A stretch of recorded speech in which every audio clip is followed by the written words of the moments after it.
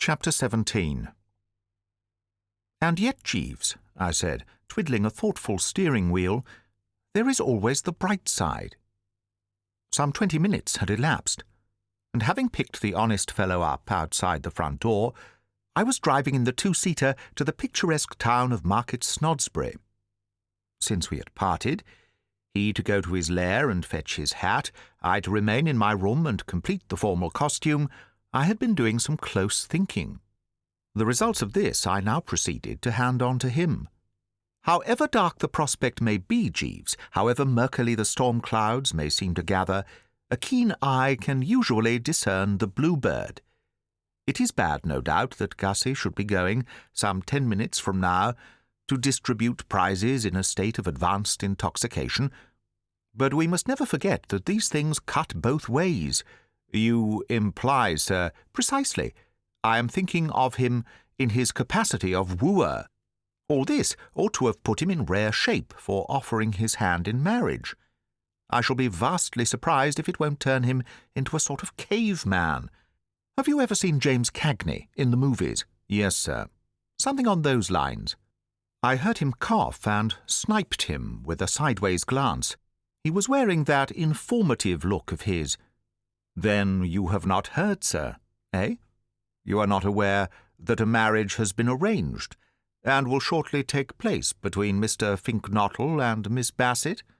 "What?" "Yes, sir." "When did this happen?" "Shortly after Mr. Finknottle had left your room, sir." "Ah, in the post-orange juice era?" "Yes, sir." "But are you sure of your facts? How do you know?" "My informant was Mr. Finknottle himself, sir. He appeared anxious to confide in me. His story was somewhat incoherent, but I had no difficulty in apprehending its substance.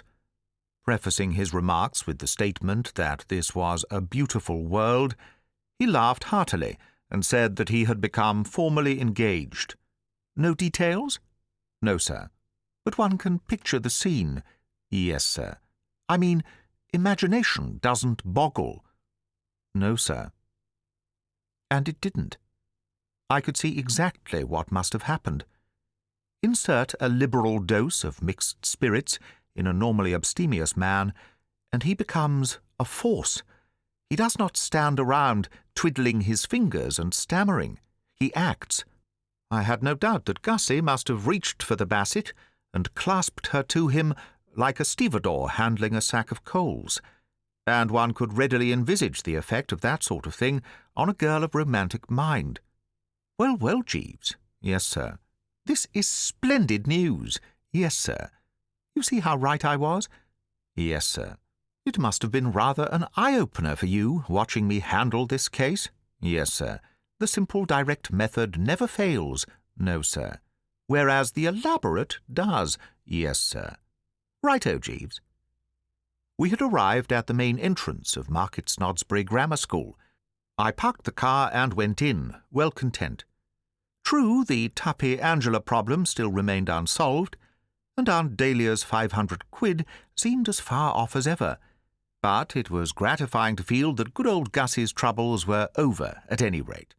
The grammar school at Market Snodsbury had, I understand, been built somewhere in the year 1416, and, as with so many of these ancient foundations, there still seemed to brood over its great hall, where the afternoon's festivities were to take place, not a little of the fug of the centuries. It was the hottest day of the summer, and though somebody had opened a tentative window or two, the atmosphere remained distinctive and individual. In this hall, the youth of Market Snodsbury had been eating its daily lunch for a matter of 500 years, and the flavour lingered. The air was sort of heavy and languorous, if you know what I mean, with the scent of young England and boiled beef and carrots. Aunt Dahlia, who was sitting with a bevy of the local nibs in the second row, sighted me as I entered, and waved to me to join her. But I was too smart for that. I wedged myself in among the standees at the back, leaning up against a chap who, from the aroma, might have been a corn chandler or something of that order. The essence of strategy on these occasions is to be as near the door as possible. The hall was gaily decorated with flags and coloured paper, and the eye was further refreshed by the spectacle of a mixed drove of boys, parents, and what-not, the former running a good deal to shiny faces and Eton collars, the latter stressing the black satin note rather when female, and looking as if their coats were too tight, if male. And presently there was some applause, sporadic, Jeeves has since told me it was, and I saw Gussie being steered by a bearded bloke in a gown to a seat in the middle of the platform.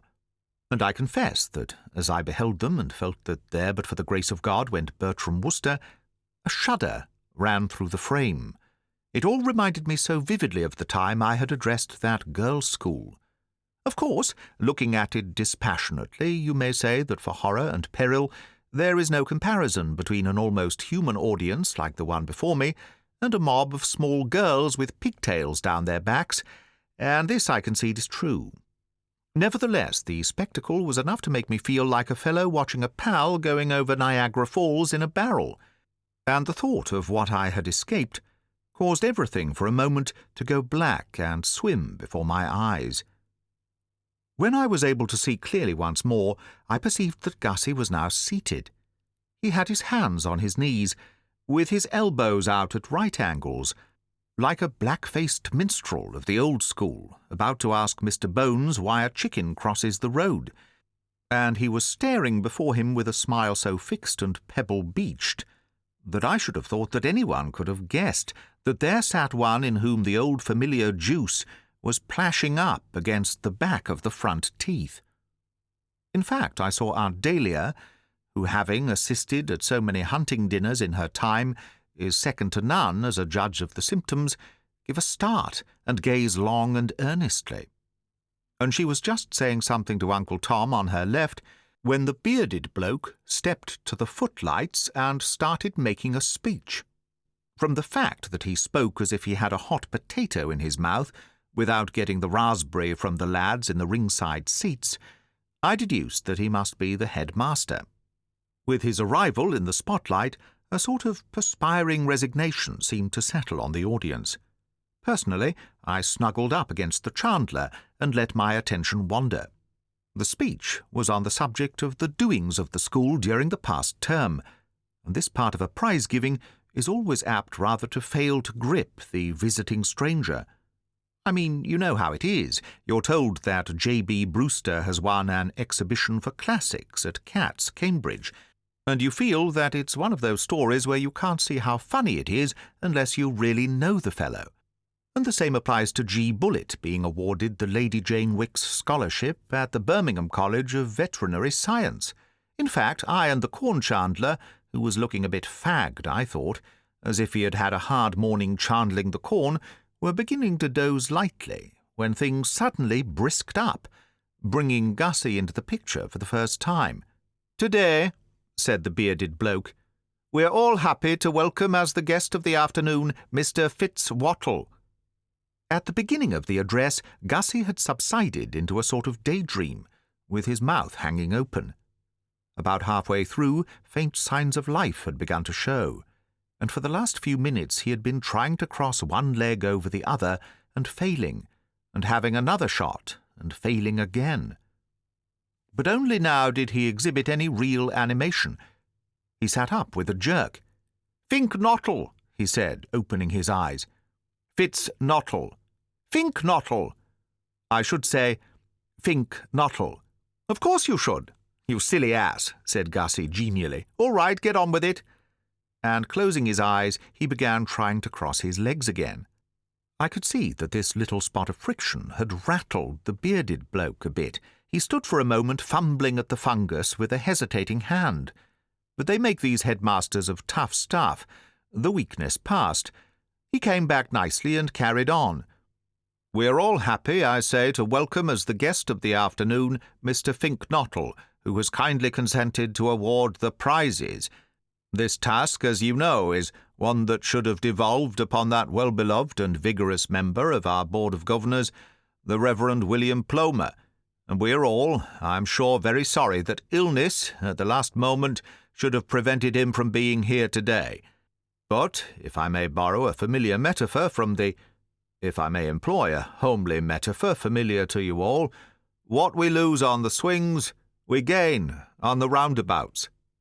He paused and beamed rather freely to show that this was comedy. I could have told the man it was no use, not a ripple. The corn chandler leaned against me and muttered, "Who did he say?" But that was all. It's always a nasty jar to wait for the laugh, and find that the gag hasn't got across. The bearded bloke was visibly discomposed. At that, however, I think he would have got by, had he not, at this juncture, unfortunately stirred Gussie up again. "In other words, though deprived of Mr. Plomer, we have with us this afternoon Mr. Fink-Nottle. I am sure that Mr. Fink-Nottle's name is one that needs no introduction to you. It is, I venture to assert, a name that is familiar to us all." "Not to you," said Gussie. And the next moment I saw what Jeeves had meant when he had described him as laughing heartily. Heartily was absolutely the mot juste. It sounded like a gas explosion. "You didn't seem to know it so dashed well, what?" "What?" said Gussie, and reminded apparently by the word "what" of the word "wattle," he repeated the latter some 16 times with a rising inflection. "Wattle, wattle, wattle," he concluded. "Righto, push on." But the bearded bloke had shot his bolt. He stood there, licked at last, and watching him closely I could see that he was now at the crossroads. I could spot what he was thinking as clearly as if he had confided it to my personal ear. He wanted to sit down and call it a day, I mean. But the thought that gave him pause was that, if he did, he must then either uncork Gussie or take the Fink-Nottle speech as read and get on to the actual prize-giving. It was a dashed tricky thing, of course, to have to decide on the spur of the moment. I was reading in the paper the other day about those birds who are trying to split the atom, the nub being that they haven't the foggiest as to what will happen if they do. It may be all right. On the other hand, it may not be all right, and pretty silly a chap would feel, no doubt, if, having split the atom, he suddenly found the house going up in smoke and himself torn limb from limb. So with the bearded bloke. Whether he was abreast of the inside facts in Gussie's case, I don't know, but it was obvious to him by this time that he had run into something pretty hot. Trial gallops had shown that Gussie had his own way of doing things. Those interruptions had been enough to prove to the perspicacious that here, seated on the platform at the big binge of the season, was one who, if pushed forward to make a speech, might let himself go in a rather epoch-making manner. On the other hand, chain him up and put a green baize cloth over him, and where were you? The proceeding would be over about half an hour too soon. It was, as I say, a difficult problem to have to solve, and, left to himself, I don't know what conclusion he would have come to. Personally, I think he would have played it safe. As it happened, however, the thing was taken out of his hands, for at this moment Gussie, having stretched his arms and yawned a bit, switched on that pebble-beached smile again and tacked down to the edge of the platform. "Speech," he said affably. He then stood with his thumbs in the armholes of his waistcoat, waiting for the applause to die down. It was some time before this happened, for he had got a very fine hand indeed. I suppose it wasn't often that the boys of Market Snodsbury Grammar School came across a man public-spirited enough to call their headmaster a silly ass, and they showed their appreciation in no uncertain manner. Gussie may have been 1/8, but as far as the majority of those present were concerned, he was sitting on top of the world. "Boys," said Gussie. "I mean, ladies and gentlemen and boys, I do not detain you long, but I suppose on this occasion to feel compelled to say a few auspicious words. Ladies and boys and gentlemen, we have all listened with interest to the remarks of our friend here, who forgot to shave this morning. I don't know his name, but then he didn't know mine. Fitzwattle, I mean, absolutely absurd. Which squares things up a bit, and we are all sorry that the Reverend whatever he was called should be dying of adenoids, but after all, here today, gone tomorrow, and all flesh is as grass and what not. But that wasn't what I wanted to say. What I wanted to say was this. And I say it confidently, without fear of contradiction. I say, in short, I am happy to be here on this auspicious occasion, and I take much pleasure in kindly awarding the prizes consisting of the handsome books you see laid out on that table. As Shakespeare says, there are sermons in books, stones in the running brooks, or rather the other way about, and there you have it in a nutshell. It went well, and I wasn't surprised. I couldn't quite follow some of it, but anybody could see that it was real ripe stuff, and I was amazed that even the course of treatment he had been taking could have rendered so normally tongue-tied a dumb brick as Gussie capable of it. It just shows what any Member of Parliament will tell you, that if you want real oratory, the preliminary noggin is essential. Unless pie-eyed, you cannot hope to grip. "Gentlemen," said Gussie. "I mean ladies and gentlemen, and, of course, boys.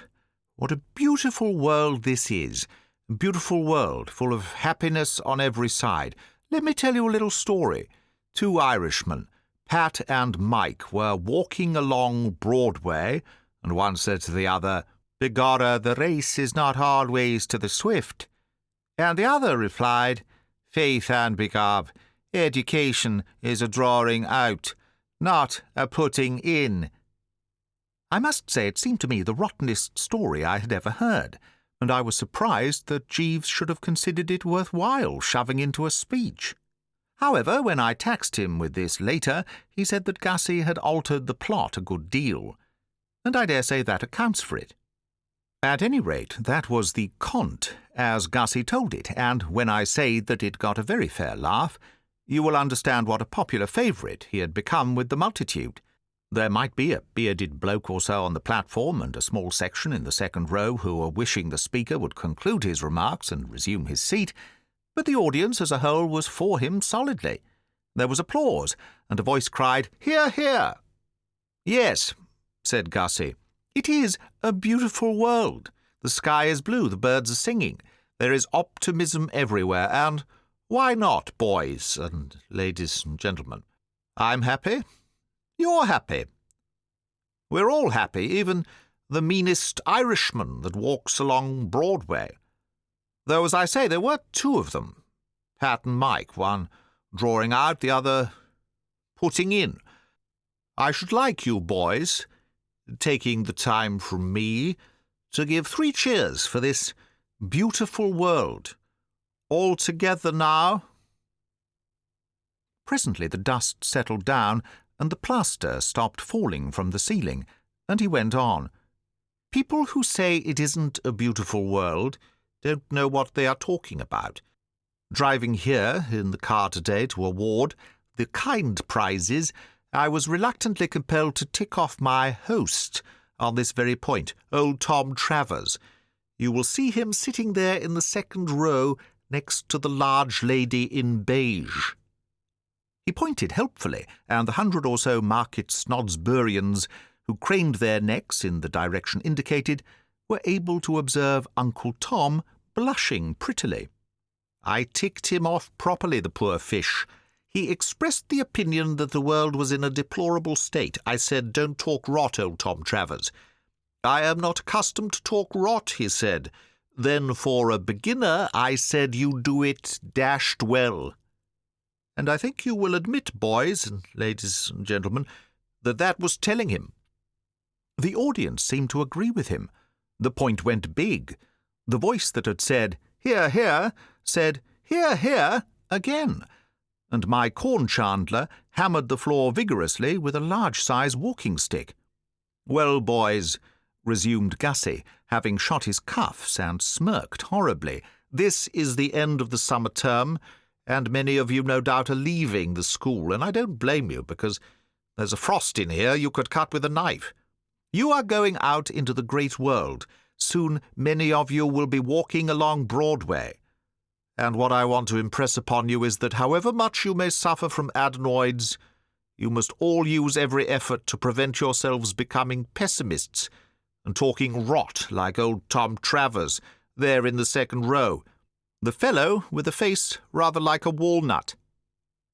He paused to allow those wishing to do so to refresh themselves with another look at Uncle Tom, and I found myself musing in some little perplexity. Long association with the members of the Drones has put me pretty well in touch with the various ways in which an overdose of the blushful hippocrene can take the individual, but I had never seen anyone react quite as Gussie was doing. There was a snap about his work which I had never witnessed before, even in balmy Fotheringay fips on New Year's Eve.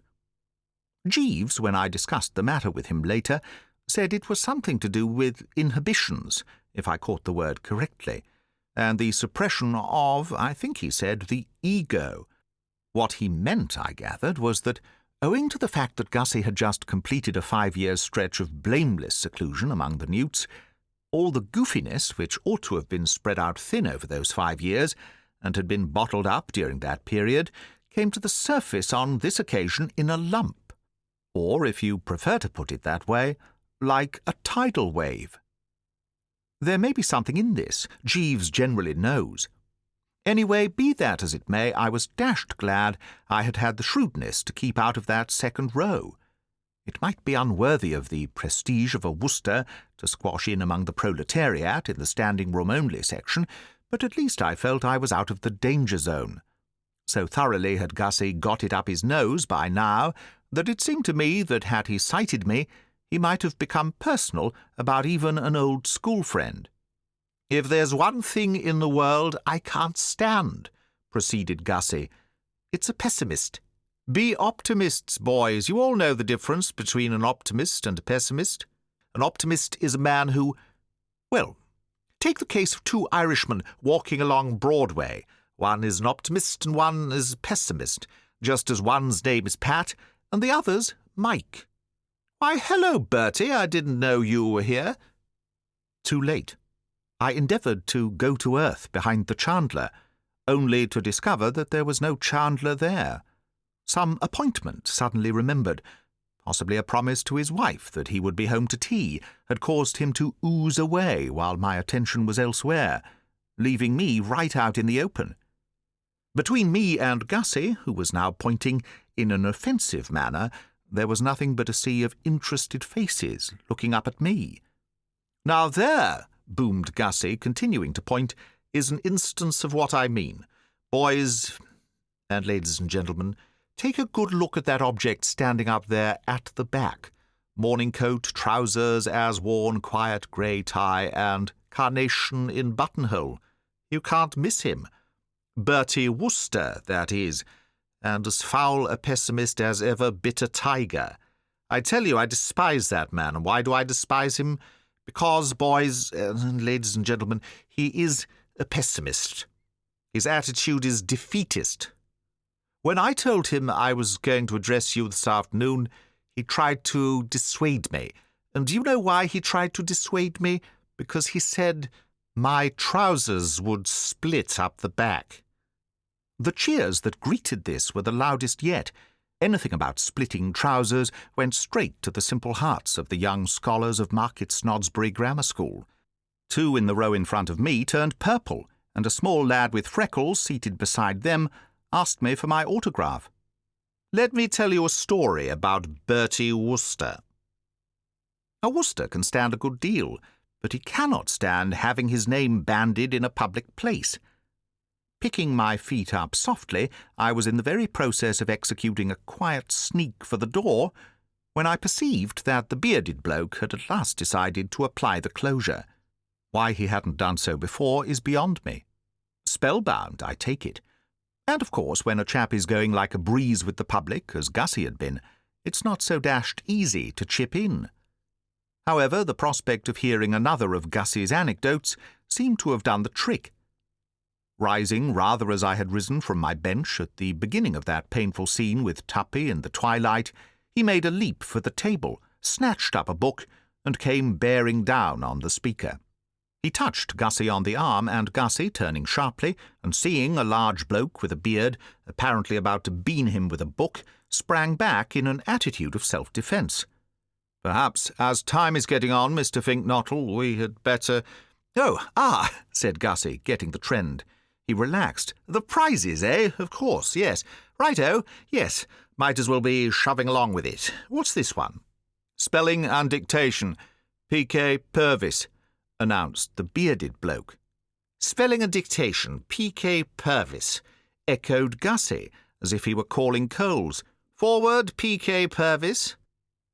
Now that the whistle had been blown on his speech, it seemed to me that there was no longer any need for the strategic retreat which I had been planning.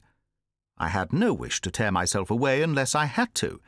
I mean, I had told Jeeves that this binge would be fraught with interest, and it was fraught with interest. There was a fascination about Gussie's methods which gripped and made one reluctant to pass the thing up, provided personal innuendos were steered clear of. I decided accordingly to remain, and presently there was a musical squeaking, and P.K. Purvis climbed the platform. The spelling and dictation champ was about 3'6" in his squeaking shoes, with a pink face and sandy hair. Gussie patted his hair. He seemed to have taken an immediate fancy to the lad. "You P.K. Purvis?"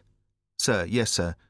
"It's a beautiful world, P.K. Purvis." "Sir, yes, sir."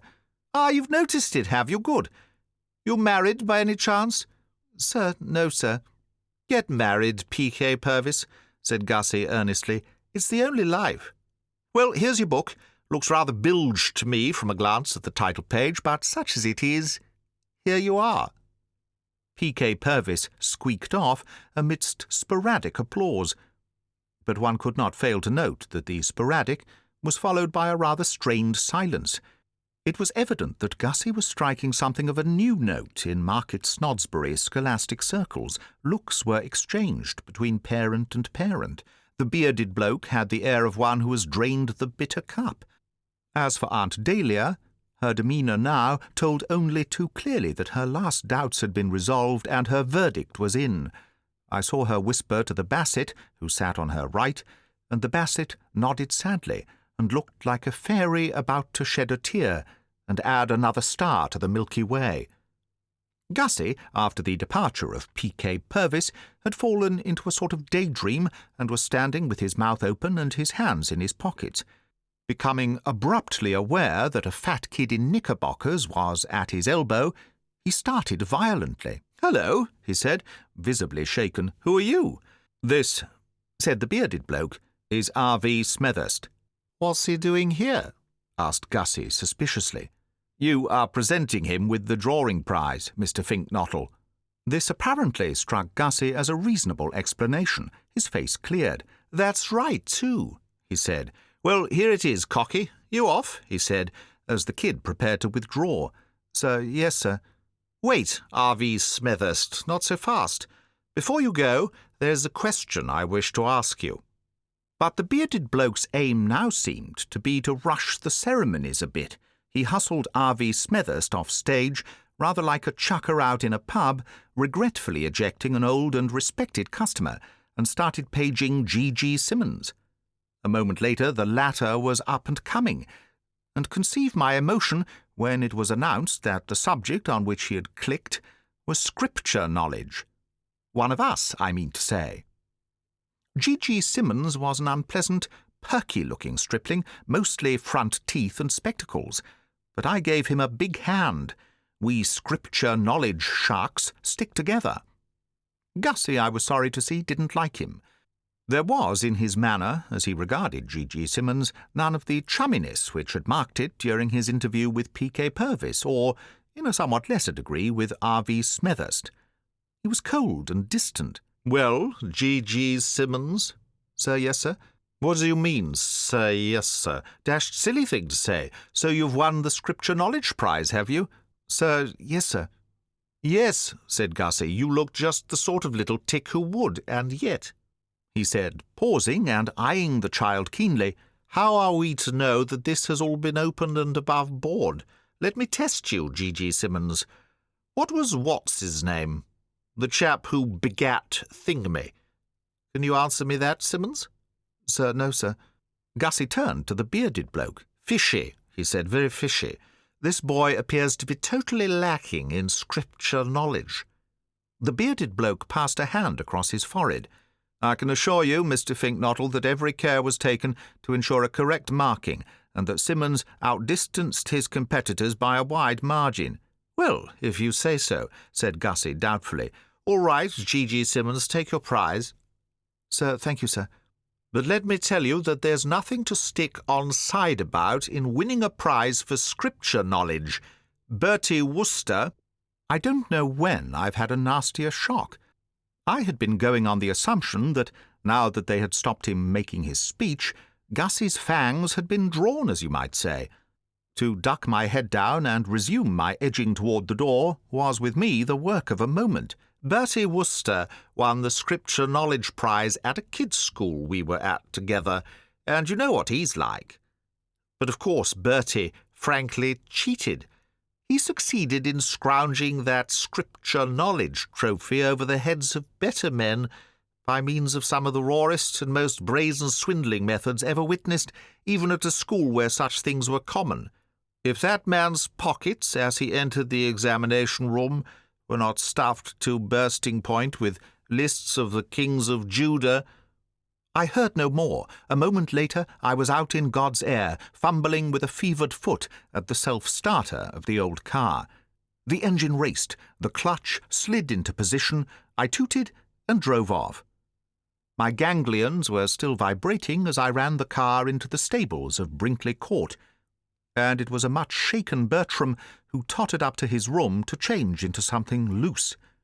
Having donned flannels, I lay down on the bed for a bit, and I suppose I must have dozed off, for the next thing I remember is finding Jeeves at my side. I sat up. "My tea, Jeeves?" "No, sir, it is nearly dinner time." The mists cleared away. I must have been asleep. "Yes, sir." "Nature taking its toll of the exhausted frame." "Yes, sir." "And enough to make it." "Yes, sir." "And now it's nearly dinner time, you say?" "All right. I'm in no mood for dinner, but I suppose you had better lay out the clothes." "It will not be necessary, sir. The company will not be dressing tonight. A cold collation has been set out in the dining-room." "Why's that?" "It was Mrs. Travers's wish that this should be done in order to minimise the work for the staff, who are attending a dance at Sir Percival Stretchley Budd's residence tonight." "Of course, yes, I remember. My cousin Angela told me. Tonight's the night, what? You going, Jeeves?" "No, sir. I am not very fond of this form of entertainment in the rural district, sir." "I know what you mean. These country binges are all the same. A piano, one fiddle, and a floor like sandpaper. Is Anatole going?" Angela hinted not. Miss Angela was correct, sir. Monsieur Anatole is in bed. "Temperamental blighters, these Frenchmen." "Yes, sir." There was a pause. "Well, Jeeves," I said, "it was certainly one of those afternoons, what?" "Yes, sir. I cannot recall one more packed with incident, and I left before the finish." "Yes, sir. I observed your departure." "You couldn't blame me for withdrawing." "No, sir. Mr. Finknottle had undoubtedly become embarrassingly personal." "Was there much more of it after I went?" "No, sir. The proceedings terminated very shortly." Mr. Finknottle's remarks with reference to Master G.G. Simmons brought about an early closure. But he had finished his remarks about G.G. Simmons, only temporarily, sir. He resumed them immediately after your departure. If you recollect, sir, he had already proclaimed himself suspicious of Master Simmons' bona fides, and he now proceeded to deliver a violent verbal attack upon the young gentleman, asserting that it was impossible for him to have won the Scripture Knowledge Prize without systematic cheating on an impressive scale. He went so far as to suggest that Master Simmons was well known to the police. "Golly, Jeeves!" "Yes, sir." The words did create a considerable sensation. The reaction of those present to this accusation I should describe as mixed. The young students appeared pleased and applauded vigorously, but Master Simmons's mother rose from her seat and addressed Mr. Finknottle in terms of strong protest. Did Gussie seem taken aback? Did he recede from his position? No, sir. He said that he could see it all now, and hinted at a guilty liaison between Master Simmons's mother and the headmaster. accusing the latter of having cooked the marks, as his expression was, in order to gain favour with the former. You don't mean that— Yes, sir. Egad, Jeeves, and then— They sang the national anthem, sir. Surely not. Yes, sir. At a moment like that. Yes, sir. Well, you were there, and you know, of course. But I should have thought the last thing Gussie and this woman would have done in the circus would have been to start singing duets. You misunderstand me, sir. It was the entire company who sang. The headmaster turned to the organist and said something to him in a low tone, upon which the latter began to play the national anthem, and the proceedings terminated. I see. About time, too. Yes, sir. Mrs. Simmons's attitude had become unquestionably menacing. I pondered. What I had heard was, of course, of a nature to excite pity and terror, not to mention alarm and despondency, and it would be paltering with the truth to say that I was pleased about it. On the other hand, it was all over now, and it seemed to me that the thing to do was not to mourn over the past, but to fix the mind on the bright future. I mean to say, Gussie might have lowered the existing Worcestershire record for goofiness and definitely forfeited all chance of becoming Market Snodsbury's favourite son, but you couldn't get away from the fact that he had proposed to Madeline Bassett, and you had to admit that she had accepted him. I put this to Jeeves. A frightful exhibition, I said, and one which will very possibly ring down history's pages. But we must not forget, Jeeves, that Gussie, though now doubtless looked upon in the neighbourhood as the world's worst freak, is all right otherwise. No, sir. I did not quite get this. When you say no, sir, do you mean yes, sir? No, sir, I mean no, sir. He is not all right otherwise. No, sir. But he's betrothed. No longer, sir. Miss Bassett has severed the engagement. You don't mean that? Yes, sir. I wonder if you have noticed a rather peculiar thing about this chronicle. I allude to the fact that at one time or another, practically everybody playing a part in it has had occasion to bury his or her face in his or her hands. I have participated in some pretty glutinous affairs in my time, but I think that never before or since have I been mixed up with such a solid body of brow-clutchers. Uncle Tom did it, if you remember. So did Gussie. So did Tuppy. So probably, though I have no data, did Anatole. And I wouldn't put it past the Bassett. And Aunt Dahlia, I have no doubt, would have done it too, but for the risk of disarranging the carefully fixed coiffure. Well, what I'm trying to say is that at this juncture I did it myself. Up went the hands and down went the head, and in another jiffy I was clutching as energetically as the best of them. And it was while I was still massaging the coconut and wondering what the next move was that something barged up against the door like the delivery of a ton of coals. I think this may very possibly be Mr. Finknottle himself, sir, said Jeeves. His intuition, however, had led him astray. It was not Gussie, but Tuppy. He came in and stood breathing asthmatically. It was plain that he was deeply stirred. Chapter 18. I eyed him narrowly. I didn't like his looks. Mark you, I don't say I ever had much, because nature, when planning this sterling fellow, shoved in a lot more lower jaw than was absolutely necessary, and made the eyes a bit too keen and piercing for one who was neither an empire builder nor a traffic policeman. But on the present occasion, in addition to offending the aesthetic sense, this Glossop seemed to me to be wearing a distinct air of menace, and I found myself wishing that Jeeves wasn't always so dashed tactful. I mean, it's all very well to remove yourself like an eel sliding into mud when the employer has a visitor, but there are moments, and it looked to me as if this was going to be one of them, when the truer tact is to stick round and stand ready to lend a hand in the free-for-all. For Jeeves was no longer with us. I hadn't seen him go, and I hadn't heard him go, but he had gone. As far as the eye could reach, one noted nobody but Tuppy, and in Tuppy's demeanour, as I say, there was a certain something that tended to disquiet. He looked to me very much like a man who had come to reopen that matter of my tickling Angela's ankles. However, his opening remark told me that I had been alarming myself unduly. It was of a pacific nature, and came as a great relief. "Bertie," he said, "I owe you an apology. I have come to make it." My relief on hearing these words, containing as they did no reference to any sort of tickled ankles, was, as I say, great. But I don't think it was any greater than my surprise. Months had passed since that painful episode at the Drones, and until now he hadn't given a sign of remorse and contrition. Indeed, word had reached me, through private sources, that he frequently told the story at dinners and other gatherings, and, when doing so, laughed his silly head off.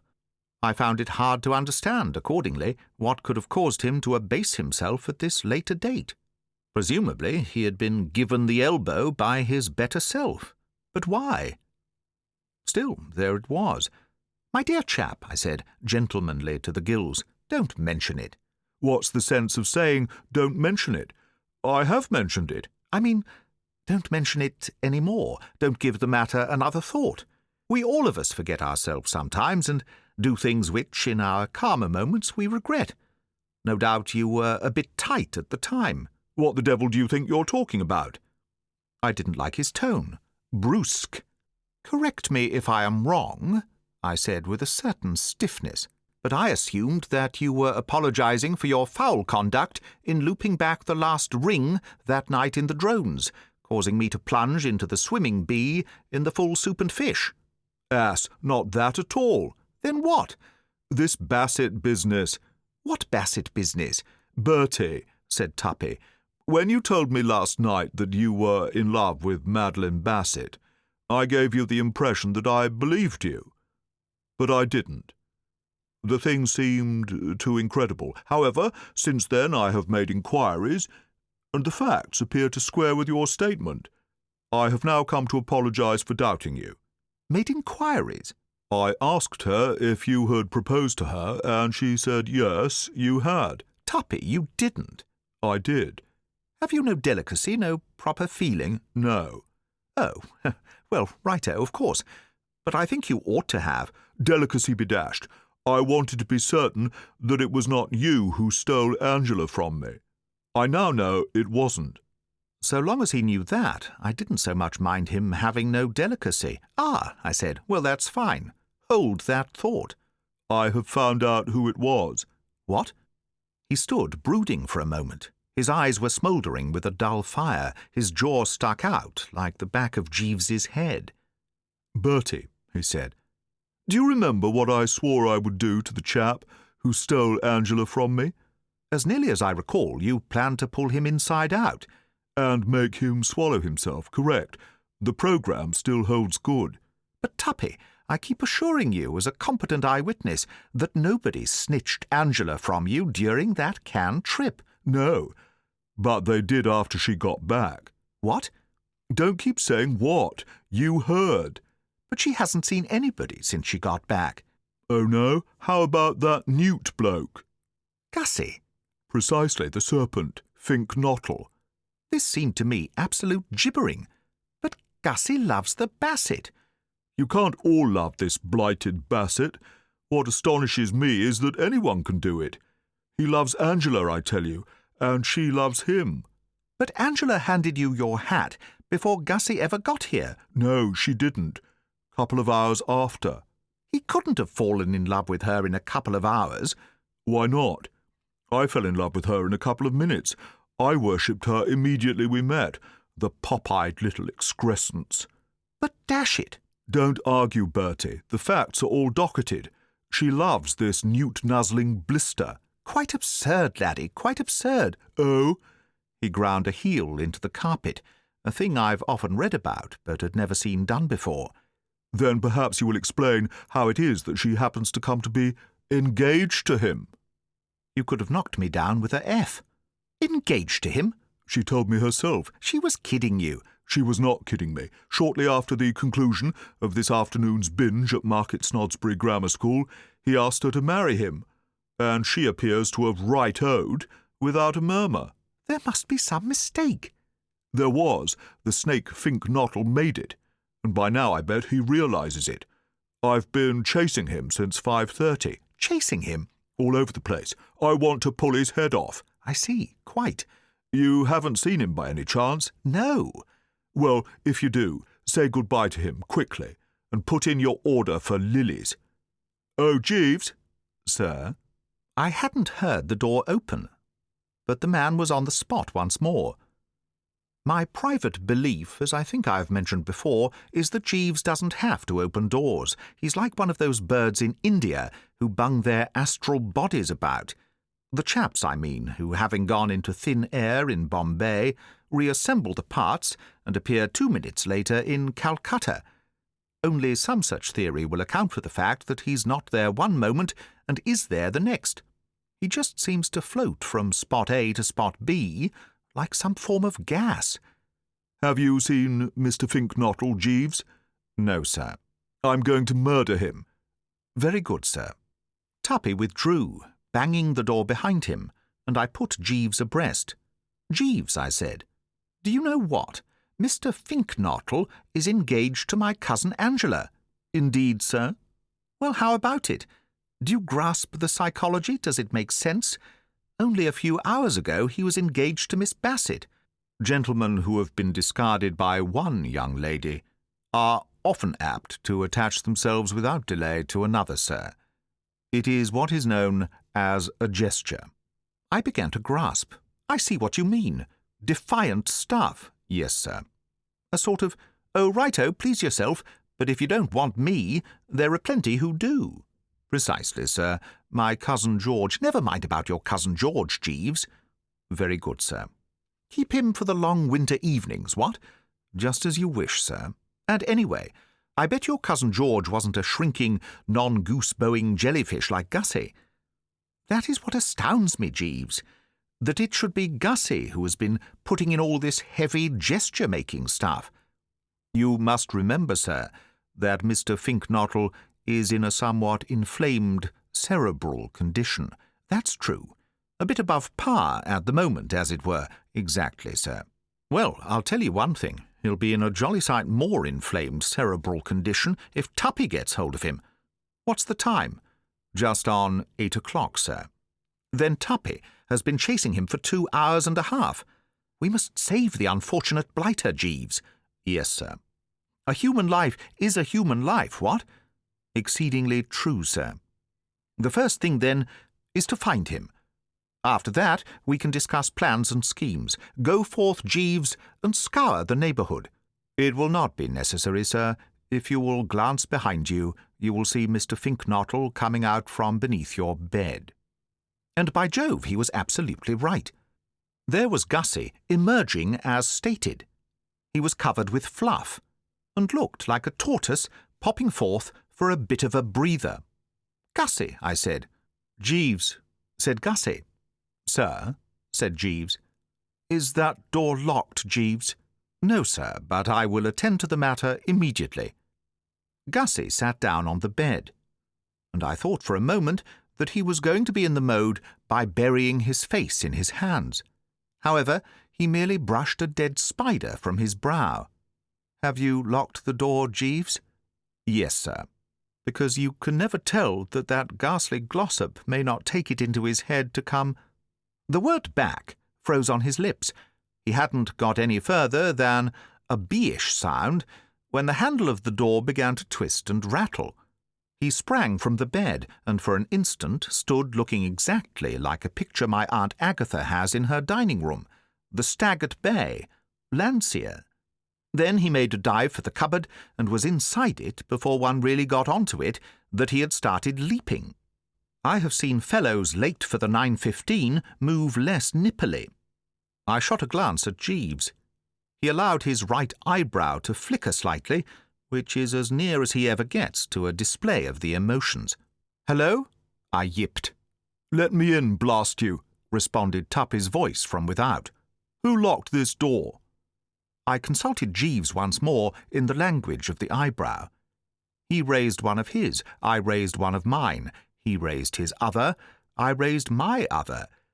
Then we both raised both. Finally, there seemed no other policy to pursue.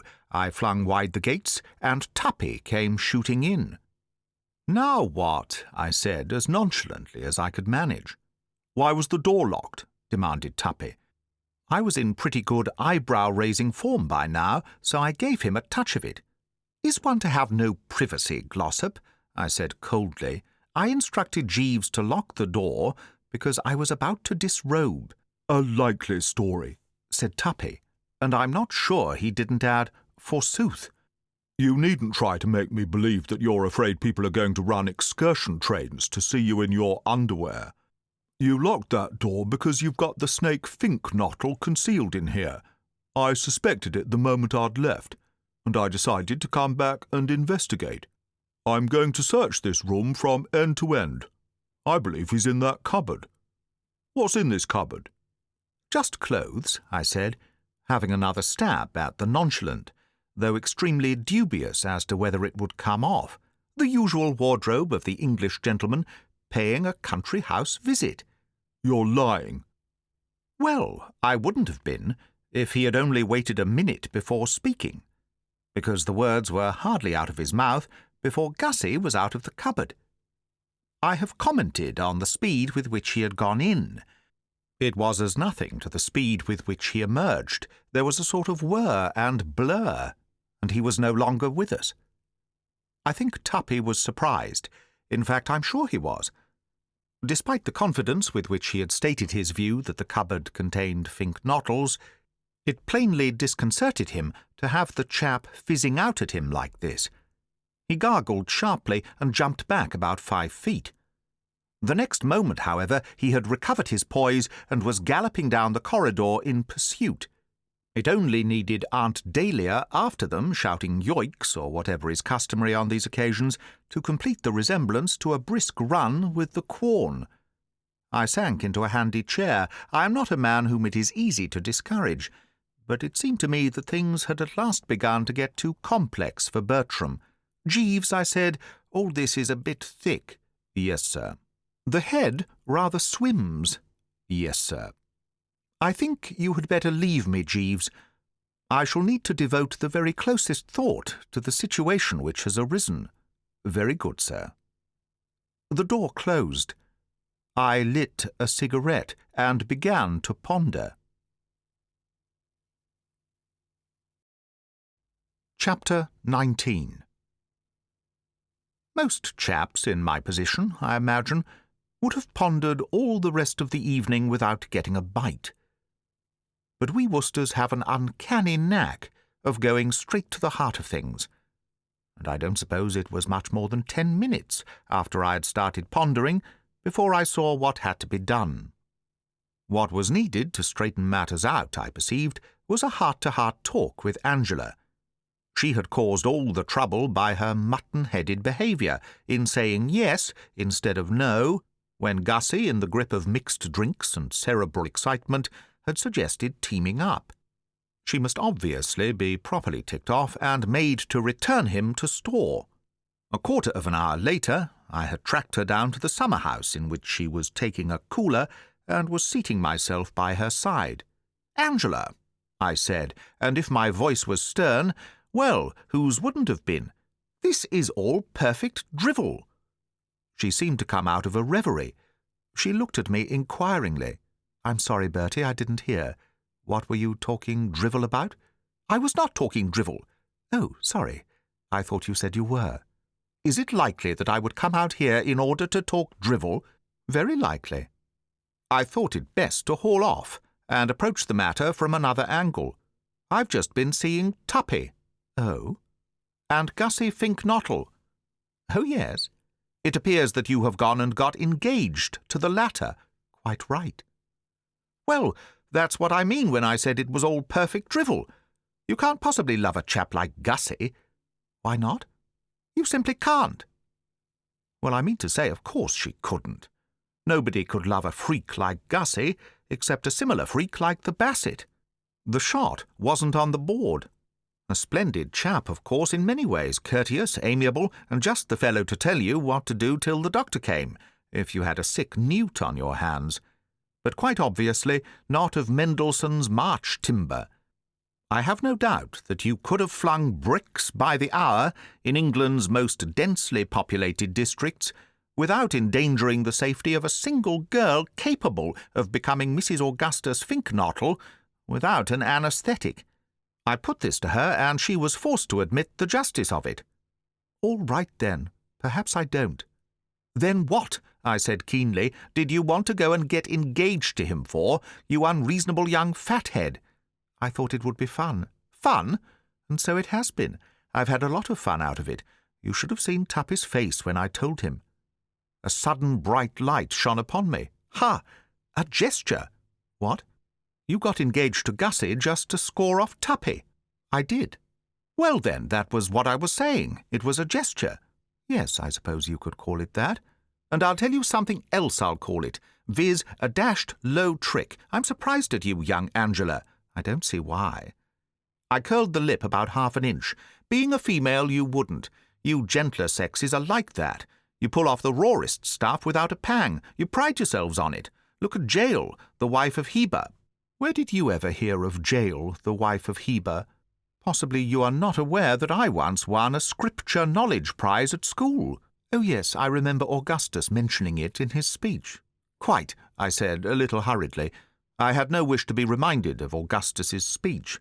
Well, as I say, look at Jael, the wife of Heber, dug spikes into the guest's coconut while he was asleep, and then went swanking about the place like a girl guide.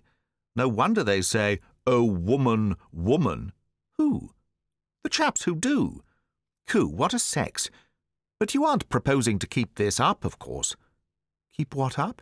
This rot of being engaged to Gussie. I certainly am. Just to make Tuppy look silly. Do you think he looks silly? I do. So he ought to. I began to get the idea that I wasn't making real headway. I remember, when I won that Scripture Knowledge Prize, having to go into the facts about Balaam's ass. I can't quite recall what they were, but I still retain a sort of general impression of something digging its feet in and putting its ears back and refusing to cooperate. And it seemed to me that this was what Angela was doing now. She and Balaam's ass were, so to speak, sisters under the skin. There's a word beginning with R. Re-something. Recal something? No, it's gone. But what I am driving at is that is what this Angela was showing herself. Silly young geezer, I said. She pinkened. I'm not a silly young geezer. You are a silly young geezer, and what's more, you know it. I don't know anything of the kind. Here you are, wrecking Tuppy's life, wrecking Gussie's life, all for the sake of a cheap score. Well, it's no business of yours. I sat on this promptly. No business of mine, when I see two lives I used to go to school with wrecked. Ha! Besides, you know you're potty about Tuppy. I'm not. Is that so? If I had a quid for every time I've seen you gaze at him with the love light in your eyes. She gazed at me, but without the love light. Oh, for goodness sake, go away and boil your head, Bertie. I drew myself up. That, I replied with dignity, is just what I am going to go away and boil. At least, I mean, I shall now leave you. I have said my say. Good. But permit me to add, I won't. Very good, I said coldly. In that case, tinkety-tonk. And I meant it to sting. Moody and discouraged were about the two adjectives you would have selected to describe me as I left the summer-house. It would be idle to deny that I had expected better results from this little chat. I was surprised at Angela. Odd how you never realize that every girl is at heart a vicious specimen until something goes wrong with her love affair. This cousin and I had been meeting freely since the days when I wore sailor suits, and she hadn't any front teeth. Yet only now was I beginning to get on to her hidden depths. A simple, jolly, kindly young pimple she had always struck me as, the sort you could more or less rely on not to hurt a fly. But here she was now, laughing heartlessly, like something cold and callous out of a sophisticated talkie.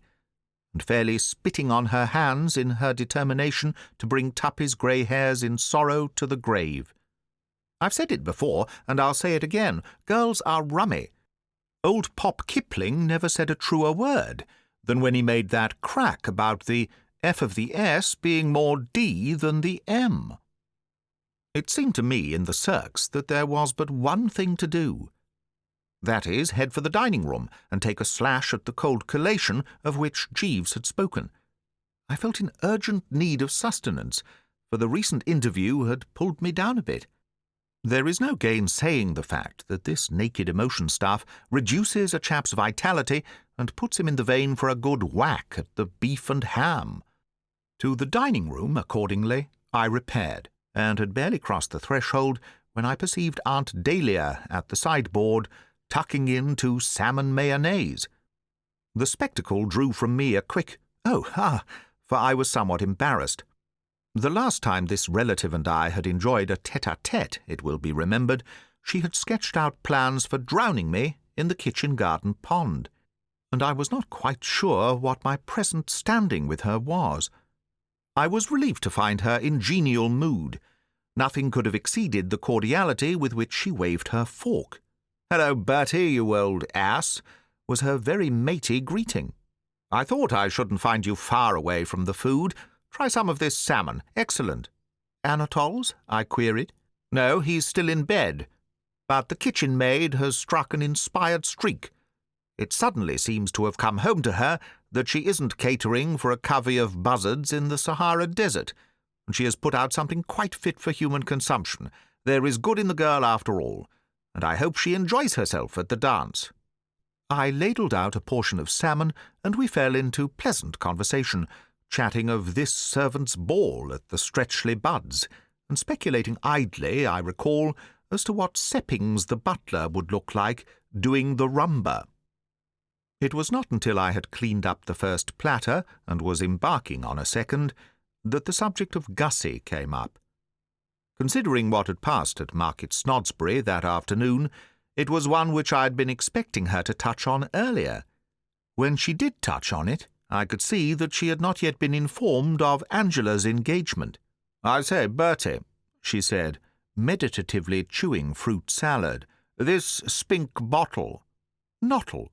"Bottle," insisted the aunt firmly. "After that exhibition of his this afternoon, bottle, and nothing but bottle, is how I shall always think of him. However, what I was going to say was that if you see him, I wish you would tell him that he has made an old woman very, very happy." Except for the time when the curate tripped over a loose shoelace and fell down the pulpit steps, I don't think I have ever had a more wonderful moment than when good old Bottle suddenly started ticking Tom off from the platform. In fact, I thought his whole performance in the most perfect taste. I could not but demur. Those references to myself, those were what I liked next best. I thought they were fine. "Is it true that you cheated when you won that Scripture Knowledge Prize?" "Certainly not. My victory was the outcome of the most strenuous and unremitting efforts." "And how about this pessimism we hear of? Are you a pessimist, Bertie?" I could have told her that what was occurring in this house was rapidly making me one, but I said no, I wasn't. "That's right. Never be a pessimist. Everything is for the best in this best of all possible worlds. It's a long lane that has no turning. It's always darkest before the dawn. Have patience, and all will come right. The sun will shine, although the day's a grey one. Try some of this salad." I followed her advice, but even as I plied the spoon, my thoughts were elsewhere. I was perplexed. It may have been the fact that I had recently been hobnobbing with so many bowed-down hearts that made this cheeriness of hers seem so bizarre. But bizarre was certainly what I found it. "I thought you might have been a trifle peeved," I said. "Peeved?" "By Gussie's manoeuvres on the platform this afternoon. I confess that I had rather expected the tapping foot and the drawn brow." "Nonsense! What was there to be peeved about? I took the whole thing as a great compliment, proud to feel that any drink from my cellars could have produced such a majestic jag. It restores one's faith in post-war whisky. Besides, I couldn't be peeved at anything tonight. I am like a little child clapping its hands and dancing in the sunshine, for though it has been some time getting a move on, Bertie, the sun has at last broken through the clouds. Ring out those joy bells. Anatole has withdrawn his notice." "What? Oh, very hearty congratulations." "Thanks. Yes, I worked on him like a beaver after I got back this afternoon, and finally vowing he would ne'er consent, he consented. He stays on, praises be. And the way I look at it now is that God's in his heaven, and all's right with—" She broke off. The door had opened, and we were plus a butler. "Hello, Seppings," said Aunt Dahlia. "I thought you had gone." "Not yet, madam." "Well, I hope you will all have a good time." "Thank you, madam." "Was there something you wanted to see me about?" "Yes, madam. It is with reference to Monsieur Anatole. Is it by your wish, madam, that Mr. Finknottle is making faces at Monsieur Anatole through the skylight of his bedroom?" Chapter 20. There was one of those long silences. Pregnant, I believe, is what they're generally called. Aunt looked at Butler. Butler looked at Aunt. I looked at both of them. An eerie stillness seemed to envelop the room like a linseed poultice.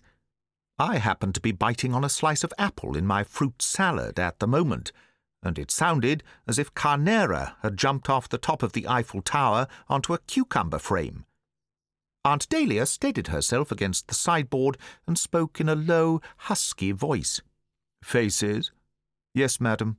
"Through the skylight?" "Yes, madam." "You mean he's sitting on the roof?" "Yes, madam. It has upset Monsieur Anatole very much." I suppose it was that word upset that touched Aunt Dahlia off. Experience had taught her what happened when Anatole got upset. I had always known her as a woman who was quite active on her pins, but I had never suspected her of being capable of the magnificent burst of speed which she now showed. Pausing merely to get a rich hunting-field expletive off her chest, she was out of the room and making for the stairs before I could swallow a sliver of, I think, banana. And, feeling, as I had felt when I got that telegram of hers about Angela and Tuppy, that my place was by her side, I put down my plate and hastened after her, Seppings following at a loping gallop. I say that my place was by her side, but it was not so dashed easy to get there, for she was setting a cracking pace. At the top of the first flight, she must have led by a matter of half a dozen lengths, and was still shaking off my challenge when she rounded into the second. At the next landing, however, the gruelling going appeared to tell on her, for she slackened off a trifle and showed symptoms of roaring, and by the time we were in the straight we were running practically neck and neck. Our entry into Anatole's room was as close a finish as you could have wished to see. Result: 1. Aunt Dahlia. 2. Bertram. 3. Seppings. 1 by a short head. Half a staircase separated second and third. The first thing that met the eye on entering was Anatole. This wizard of the cooking stove is a tubby little man with a moustache of the outsize or soup-strainer type, and you can generally take a line through it as to the state of his emotions. When all is well, it turns up at the ends like a sergeant major's. When the soul is bruised, it droops. It was drooping now, striking a sinister note, and if any shadow of doubt had remained as to how he was feeling, the way he was carrying on would have dispelled it. He was standing by the bed in pink pyjamas, waving his fists at the skylight. Through the glass, Gussie was staring down. His eyes were bulging, and his mouth was open, giving him so striking a resemblance to some rare fish in an aquarium that one's primary impulse was to offer him an ant's egg. Watching this fist-waving cook and this goggling guest, I must say that my sympathies were completely with the former. I considered him thoroughly justified in waving all the fists he wanted to. Review the facts, I mean to say. There he had been, lying in bed, thinking idly of whatever French cooks do think about when in bed, and he had suddenly become aware of that frightful face at the window, a thing to jar the most phlegmatic. I know I should hate to be lying in bed and have Gussie popping up like that. A chap's bedroom, you can't get away from it, is his castle, and he has every right to look askance if gargoyles come glaring in at him. While I stood musing thus, Aunt Dahlia, in her practical way, was coming straight to the point. "What's all this?" Anatole did a sort of Swedish exercise, starting at the base of the spine, carrying on through the shoulder blades, and finishing up among the back hair. Then he told her. In the chats I have had with this wonder man, I have always found his English fluent, but a bit on the mixed side. If you remember, he was with Mrs. Bingo Little for a time before coming to Brinkley, and no doubt he picked up a good deal from Bingo. Before that, he had been a couple of years with an American family at Nice, and had studied under their chauffeur, one of the Maloneys of Brooklyn. So, what with Bingo and what with Maloney, he is, as I say, fluent, but a bit mixed. He spoke in part as follows. "Hot dog, you ask me what it is. Listen, make some attention a little. Me, I have ETA, but I do not sleep so good, and presently I wake, and up I look, and there is one who make faces against me through the dashed window. Is that a pretty affair? Is that convenient? If you think I like it, you jolly well mistake yourself. I am so mad as a wet hen. And why not? I am somebody, isn't it? This is a bedroom. What, not a house for some apes? Then for what do blighters sit on my window so cool as a few cucumbers, making some faces?" "Quite," I said. Dashed reasonable was my verdict. He threw another look up at Gussie, and did exercise 2, the one where you clutch the moustache, give it a tug, and then start catching flies. "Wait yet a little. I am not finished. I say I see this type on my window making a few faces, but what then? Does he buzz off when I shout a cry and leave me peaceable? Not on your life. He remain planted there, not giving any damns, and sit regarding me like a cat watching a duck.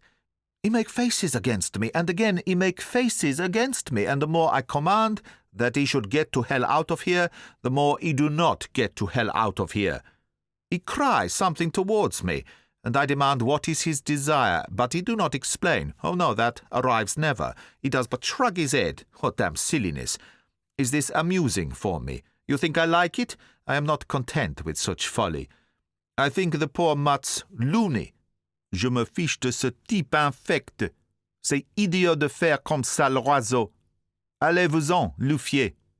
Tell the boob to go away. He is mad, as some marsh atters." I must say I thought he was making out a jolly good case, and evidently Aunt Dahlia felt the same. She laid a quivering hand on his shoulder. "I will, Monsieur Anatole, I will," she said, and I couldn't have believed that robust voice capable of sinking to such an absolute coo. More like a turtle-dove calling to its mate than anything else. "It's quite all right." She had said the wrong thing. He did exercise 3. "All right? Nom de nom de nom. The hell you say it's all right. Of what use to pull stuff like that? Wait 1/2 moment.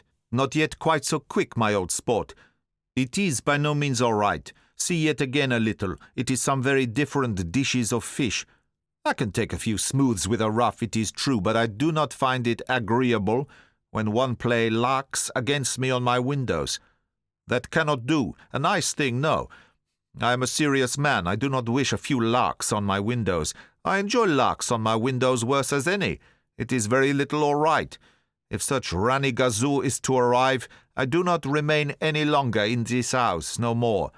I buzz off, and do not stay planted." Sinister words, I had to admit, and I was not surprised that Aunt Dahlia, hearing them, should have uttered a cry like the wail of a master of hounds seeing a fox shot. Anatole had begun to wave his fists again at Gussie, and she now joined him. Seppings, who was puffing respectfully in the background, didn't actually wave his fists, but he gave Gussie a pretty austere look. It was plain to the thoughtful observer that this Finknottle, in getting on to that skylight, had done a mistaken thing. He couldn't have been more unpopular in the home of G.G. Simmons. "Go away, you crazy loon!" cried Aunt Dahlia in that ringing voice of hers, which had once caused nervous members of the Quorn to lose stirrups and take tosses from the saddle. Gus's reply was to waggle his eyebrows. I could read the message he was trying to convey. "I think he means," I said, reasonable old Bertram, always trying to throw oil on the troubled W's, "that if he does, he will fall down the side of the house and break his neck." "Well, why not?" said Aunt Dahlia. I could see her point, of course, but it seemed to me that there might be a nearer solution. This skylight happened to be the only window in the house which Uncle Tom had not festooned with his bally bars. I suppose he felt that if a burglar had the nerve to climb up as far as this, he deserved what was coming to him. If you opened the skylight, he could jump in. The idea got across. "Seppings, how does this skylight open?" "With a pole, madam." "Then get a pole. Get 2 poles. 10. And presently Gussie was mixing with the company. Like one of those chaps you read about in the papers, the wretched man seemed deeply conscious of his position. I must say Aunt Dahlia's bearing and demeanour did nothing to assist toward a restored composure. Of the amiability which she had exhibited when discussing this unhappy chump's activities with me over the fruit salad, no trace remained, and I was not surprised that speech more or less froze on the Finknottle lips. It isn't often that Aunt Dahlia, normally as genial a bird as ever encouraged a gaggle of hounds to get their noses down to it, lets her angry passions rise, but when she does, strong men climb trees and pull them up after them. "Well," she said. In answer to this, all that Gussie could produce was a sort of strangled hiccup. "Well?" Aunt Dahlia's face grew darker. Hunting, if indulged in regularly over a period of years, is a pastime that seldom fails to lend a fairly deepish tinge to the patient's complexion, and her best friends could not have denied that, even at normal times, the relatives' map tended a little toward the crushed strawberry. But never had I seen it take on so pronounced a richness as now. She looked like a tomato struggling for self-expression. "Well?" Gussie tried hard, and for a moment it seemed as if something was going to come through. But in the end it turned out nothing more than a sort of death rattle. "Oh, take him away, Bertie, and put ice on his head," said Aunt Dahlia, giving the thing up, and she turned to tackle what looked like the rather man-sized job of soothing Anatole, who was now carrying on a muttered conversation with himself in a rapid sort of way. Seeming to feel that the situation was one to which he could not do justice in Bingo cum Maloney Anglo-American, he had fallen back on his native tongue. Words like marmiton de dommage, pignouf, hurlebaloo, and roustisseur were fluttering from him like bats out of a barn. Lost on me, of course, because, though I sweated a bit at the Gallic language during that Cannes visit, I'm still more or less in the est-ce que vous avez stage.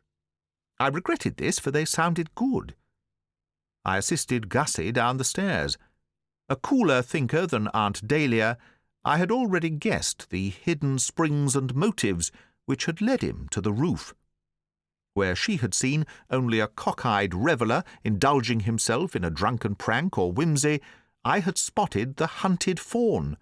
"Was Tuppy after you?" I asked sympathetically. What I believe is called a frisson shook him. "He nearly got me on the top landing. I shinned out through a passage window and scrambled along a sort of ledge." "That baffled him, what?" "Yes, but then I found I had stuck. The roof sloped down in all directions. I couldn't go back. I had to go on, crawling along this ledge, and then I found myself looking down the skylight. Who was that chap?" "That was Anatole, Aunt Dahlia's chef. French? To the core. That explains why I couldn't make him understand.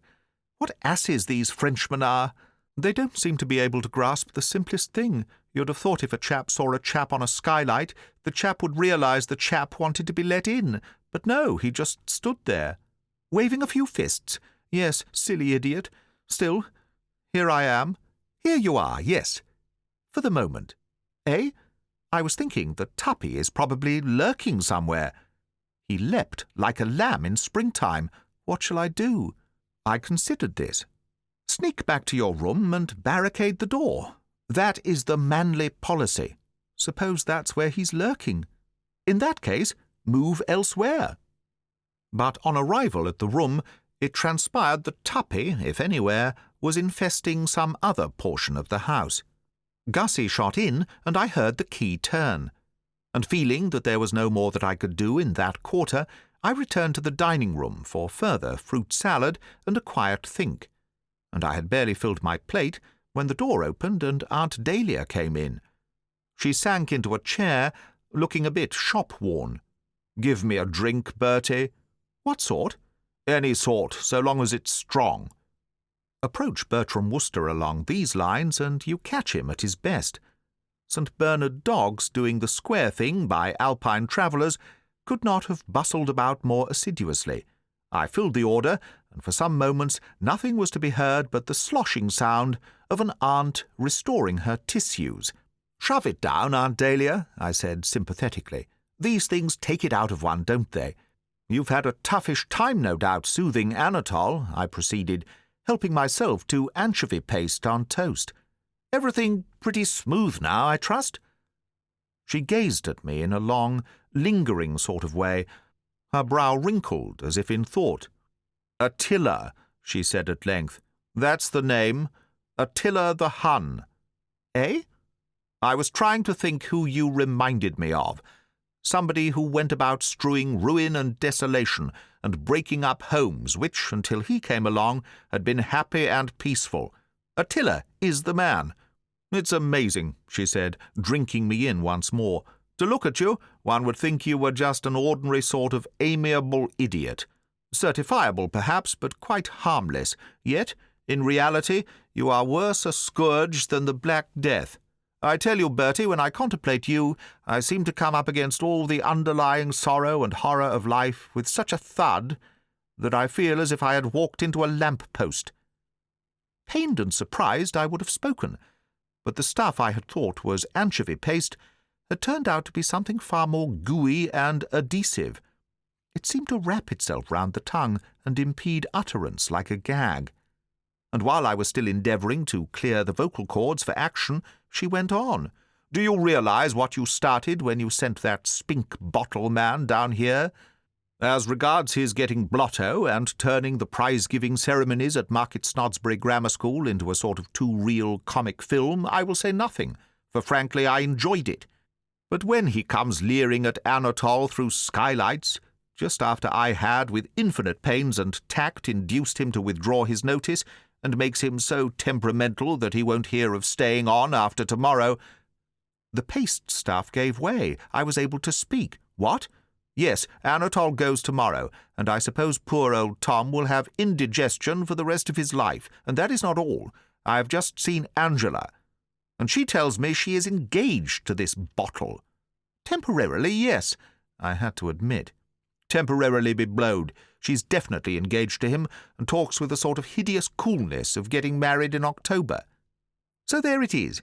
If the prophet Job were to walk into the room at this moment, I could sit swapping hard-luck stories with him till bedtime.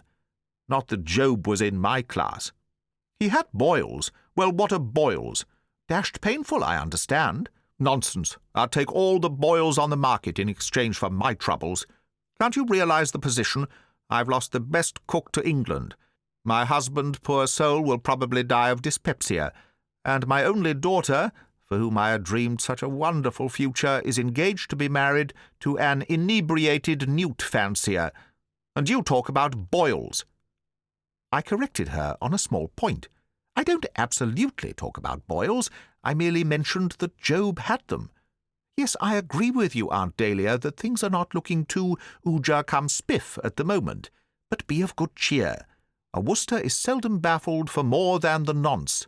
You rather expect to be coming along shortly with another of your schemes?" "At any minute." She sighed resignedly. "I thought as much. Well, it needed but this. I don't see how things could possibly be worse than they are. But no doubt you will succeed in making them so. Your genius and insight will find the way. Carry on, Bertie. Yes, carry on. I am past caring now. I shall even find a faint interest in seeing into what darker and profounder abysses of hell you can plunge this home. Go to it, lad. What's that stuff you're eating? I find it a little difficult to classify. Some sort of paste on toast. Rather like glue flavoured with beef extract. Gimme, said Aunt Dahlia listlessly. Be careful how you chew, I advised. It sticketh closer than a brother. Yes, Jeeves? The man had materialized on the carpet, absolutely noiseless as usual. A note for you, sir. A note for me, Jeeves? A note for you, sir. From whom, Jeeves? From Miss Bassett, sir. From whom, Jeeves? From Miss Bassett, sir. From Miss Bassett, Jeeves. From Miss Bassett, sir. At this point Aunt Dahlia, who had taken one nibble at her whatever it was on toast and laid it down, begged us, a little fretfully I thought, for heaven's sake to cut out the cross-talk vaudeville stuff, as she had enough to bear already, without having to listen to us doing our imitation of the two Macs. Always willing to oblige, I dismissed Jeeves with a nod, and he flickered for a moment and was gone. Many a spectre would have been less slippy. But what, I mused, toying with the envelope, can this female be writing to me about? Why not open the damn thing and see? A very excellent idea, I said, and did so. And if you are interested in my movements, proceeded Aunt Dahlia, heading for the door, I propose to go to my room, do some yogi deep breathing, and try to forget. Quite, I said, absently, skimming P1, and then, as I turned over, a sharp howl broke from my lips, causing Aunt Dahlia to shy like a startled mustang. "Don't do it!" she exclaimed, quivering in every limb. "Yes, but dash it, what a pest you are, you miserable object," she sighed. "I remember years ago when you were in your cradle, being left alone with you one day, and you nearly swallowed your rubber comforter and started turning purple, and I, ass that I was, took it out and saved your life. Let me tell you, young Bertie, it will go very hard with you if you ever swallow a rubber comforter again, when only I am by to aid." "But, dash it," I cried, "do you know what's happened? Madeline Bassett says she's going to marry me." "I hope it keeps fine for you," said the relative, and passed from the room looking like something out of an Edgar Allan Poe story. Chapter 21. I don't suppose I was looking so dashed unlike something out of an Edgar Allan Poe story myself, for, as you can readily imagine, the news item which I have just recorded had got in amongst me properly. If the Bassett, in the belief that the Worcester heart had long been hers, and was waiting ready to be scooped in on demand, had decided to take up her option, I should, as a man of honour and sensibility, have no choice but to come across and kick in. The matter was obviously not one that could be straightened out with a curt nolle prosequi. All the evidence, therefore, seemed to point to the fact that the doom had come upon me, and, what was more, had come to stay. And yet, though it would be idle to pretend that my grip on the situation was quite the grip I would have liked it to be, I did not despair at arriving at a solution. A lesser man, caught in this awful snare, would no doubt have thrown in the towel at once and ceased to struggle, but the whole point about the Worcesters is that they are not lesser men. By way of a start, I read the note again. Not that I had any hope that a second perusal would enable me to place a different construction on its contents, but it helped to fill in while the brain was limbering up. I then, to assist thought, had another go at the fruit salad, and in addition ate a slice of sponge cake. And it was as I passed on to the cheese that the machinery started working. I saw what had to be done. To the question which had been exercising the mind, viz., can Bertram cope, I was now able to reply with a confident "Absolutely." The great wheeze on these occasions of dirty work at the crossroads is not to lose your head, but to keep cool and try to find the ringleaders. Once find the ringleaders, and you know where you are. The ringleader here was plainly the Bassett. It was she who had started the whole imbroglio by chucking Gussie, and it was clear that before anything could be done to solve and clarify, she must be induced to revise her views and take him on again. This would put Angela back into circulation, and that would cause Tuppy to simmer down a bit, and then we could begin to get somewhere. I decided that as soon as I had had another morsel of cheese, I would seek this Bassett out and be pretty eloquent. And at this moment in she came. I might have foreseen that she would be turning up shortly. I mean to say, hearts may ache, but if they know there is a cold collation set out in the dining-room, they are pretty sure to come popping in sooner or later. Her eyes, as she entered the room, were fixed on the salmon mayonnaise, and she would no doubt have made a beeline for it and started getting hers had I not, in the emotion of seeing her, dropped a glass of the best with which I was endeavouring to bring about a calmer frame of mind. The noise caused her to turn, and for an instant embarrassment supervened. A slight flush mantled the cheek, and the eyes popped a bit. "Oh," she said. I have always found that there is nothing that helps to ease you over one of these awkward moments like a spot of stage business. Find something to do with your hands, and it's half the battle. I grabbed a plate and hastened forward. "A touch of salmon, thank you. With a suspicion of salad, if you please. And to drink, name the poison. I think I would like a little orange juice." She gave a gulp, not at the orange juice, I don't mean, because she hadn't got it yet, but at all the tender associations those two words provoked.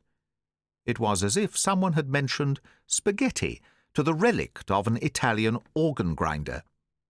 Her face flushed a deeper shade. She registered anguish, and I saw that it was no longer within the sphere of practical politics to try to confine the conversation to neutral topics like cold-boiled salmon.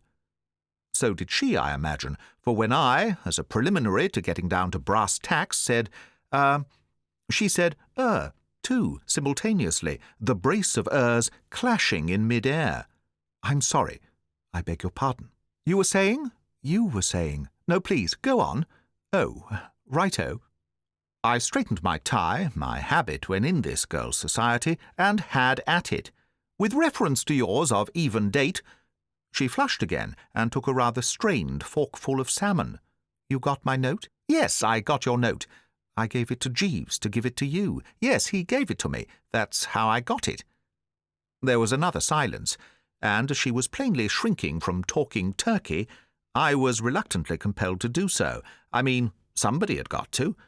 Too dashed silly, a male and female in our position simply standing eating salmon and cheese at one another without a word. "Yes, I got it all right." "I see, you got it." "Yes, I got it. I've just been reading it. And what I was rather wanting to ask you, if we happened to run into each other, was, well, what about it?" "What about it?" "That's what I say, what about it? But it was quite clear." "Oh, quite perfectly clear. Very well expressed and all that, but, deeply sensible of the honour and so forth, but, well, dash it." She had polished off her salmon and now put the plate down. "Fruit salad?" "No, thank you." "Spot of pie?" "No, thanks." "One of those glue things on toast?" "No, thank you." She took a cheese straw. I found a cold egg, which I had overlooked. Then I said, "I mean to say," just as she said, "I think I know." And there was another collision. "I beg your pardon." "I'm sorry." "Do go on." "No, you go on." I waved my cold egg courteously to indicate that she had the floor, and she started again. "I think I know what you are trying to say. You are surprised. Yes, you are thinking of—" "Exactly. Mr. Finknottle, the very man. You find what I have done hard to understand." "Absolutely." "I don't wonder. I do. And yet it is quite simple." She took another cheese straw. She seemed to like cheese straws. "Quite simple, really. I want to make you happy." "Dash decent of you."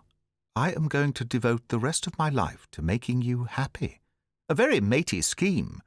"I can at least do that, but may I be quite frank with you, Bertie?" "Oh, rather." Then I must tell you this. I am fond of you. I will marry you. I will do my best to make you a good wife. But my affection for you can never be the flame-like passion I felt for Augustus. Just the very point I was working round to. There, as you say, is the snag. Why not chuck the whole idea of hitching up with me? Wash it out altogether. I mean, if you love old Gussie. No longer. Oh, come. No, what happened this afternoon has killed my love. A smear of ugliness has been drawn across a thing of beauty, and I can never feel towards him as I did. I saw what she meant, of course. Gussie had bunged his heart at her feet. She had picked it up, and almost immediately after doing so, had discovered that he had been stewed to the eyebrows all the time. The shock must have been severe. No girl likes to feel that a chap has got to be thoroughly plastered before he can ask her to marry him. It wounds the pride. Nevertheless, I persevered. "But have you considered," I said, "that you may have got a wrong line on Gussie's performance this afternoon? Admitted that all the evidence points to a more sinister theory, what price him simply having got a touch of the sun? Chaps do get touches of the sun, you know, especially when the weather's hot." She looked at me, and I saw that she was putting in a bit of the old drenched irises stuff. "It was like you to say that, Bertie. I respect you for it." "Oh, no." "Yes, you have a splendid, chivalrous soul." "Not a bit." "Yes, you have. You remind me of Cyrano." "Who?" "Cyrano de Bergerac." "The chap with the nose?" "Yes." I can't say I was any too pleased. I felt the old beak furtively. It was a bit on the prominent side, perhaps, but dash it, not in the Cyrano class. It began to look as if the next thing this girl would do would be to compare me to Schnozzle Durante. He loved, but pleaded another's cause. "Oh, I see what you mean now. I like you for that, Bertie. It was fine of you, fine and big, but it is no use. There are things which kill love. I can never forget Augustus, but my love for him is dead. I will be your wife." "Well, one has to be civil." "Righto," I said. "Thanks awfully." Then the dialogue sort of puffed out once more, and we stood eating cheese straws and cold eggs, respectively, in silence. There seemed to exist some little uncertainty as to what the next move was. Fortunately, before embarrassment could do much more supervening, Angela came in, and this broke up the meeting. Then Bassett announced our engagement, and Angela kissed her and said she hoped she would be very, very happy, and the Bassett kissed her and said she hoped she would be very, very happy with Gussie, and Angela said she was sure she would, because Augustus was such a dear, and the Bassett kissed her again, and Angela kissed her again, and in a word the whole thing got so bally feminine that I was glad to edge away.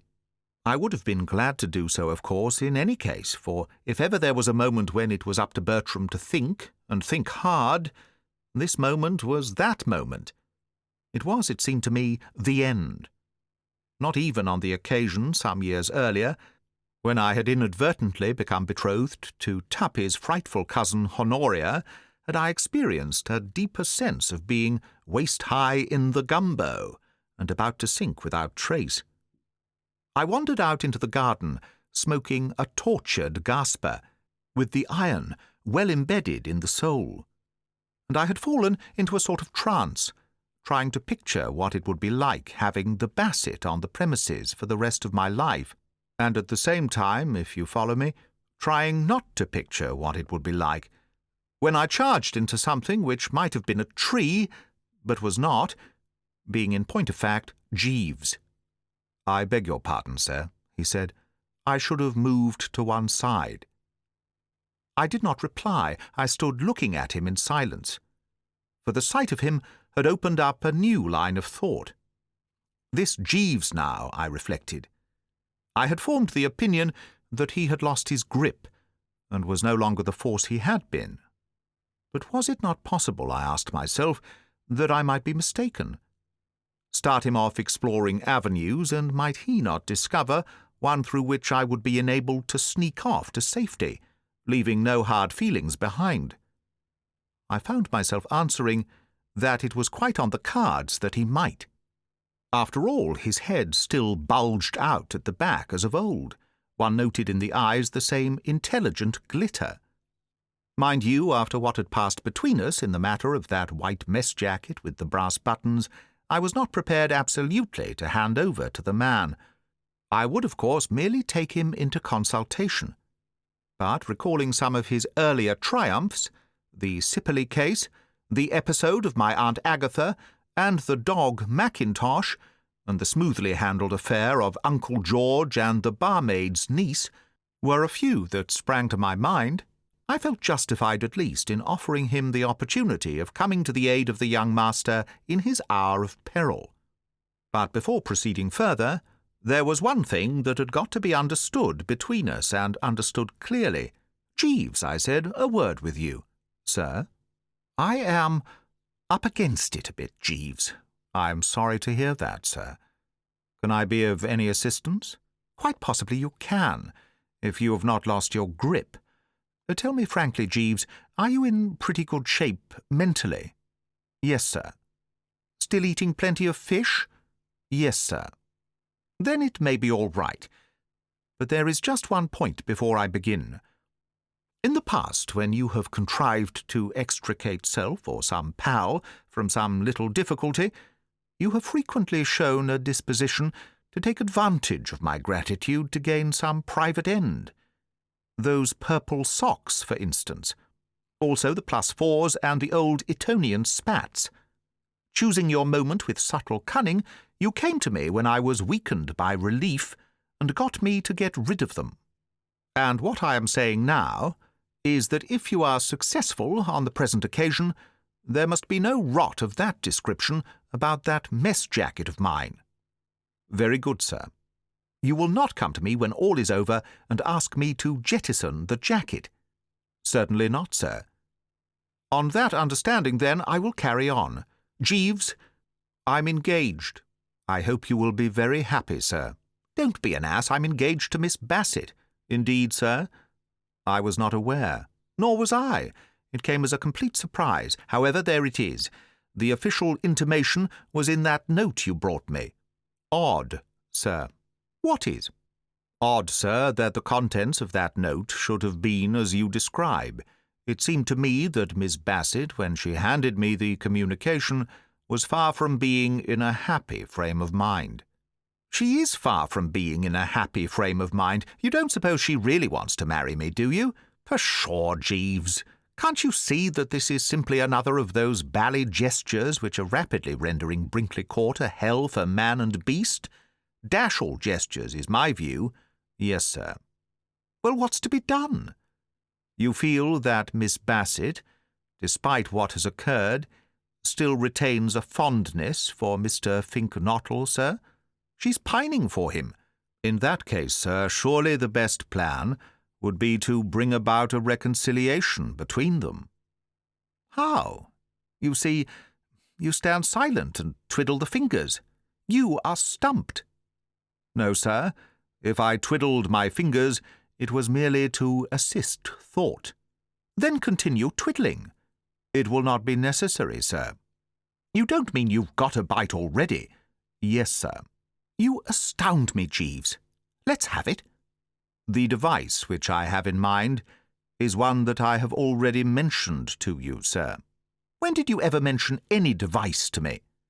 "If you will throw your mind back to the evening of our arrival, sir, you were good enough to inquire of me if I had any plan to put forward with a view to bringing Miss Angela and Mr. Glossop together, and I ventured to suggest—" "Good Lord, not the old fire-alarm thing." "Precisely, sir. You're still sticking to that?" "Yes, sir." It shows how much the ghastly blow I had received had shaken me when I say that, instead of dismissing the proposal with a curt "Tcha," or anything like that, I found myself speculating as to whether there might not be something in it after all.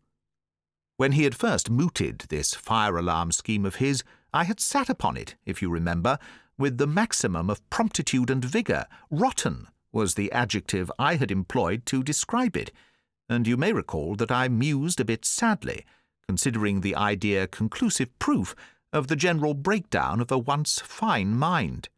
But now it somehow began to look as if it might have possibilities.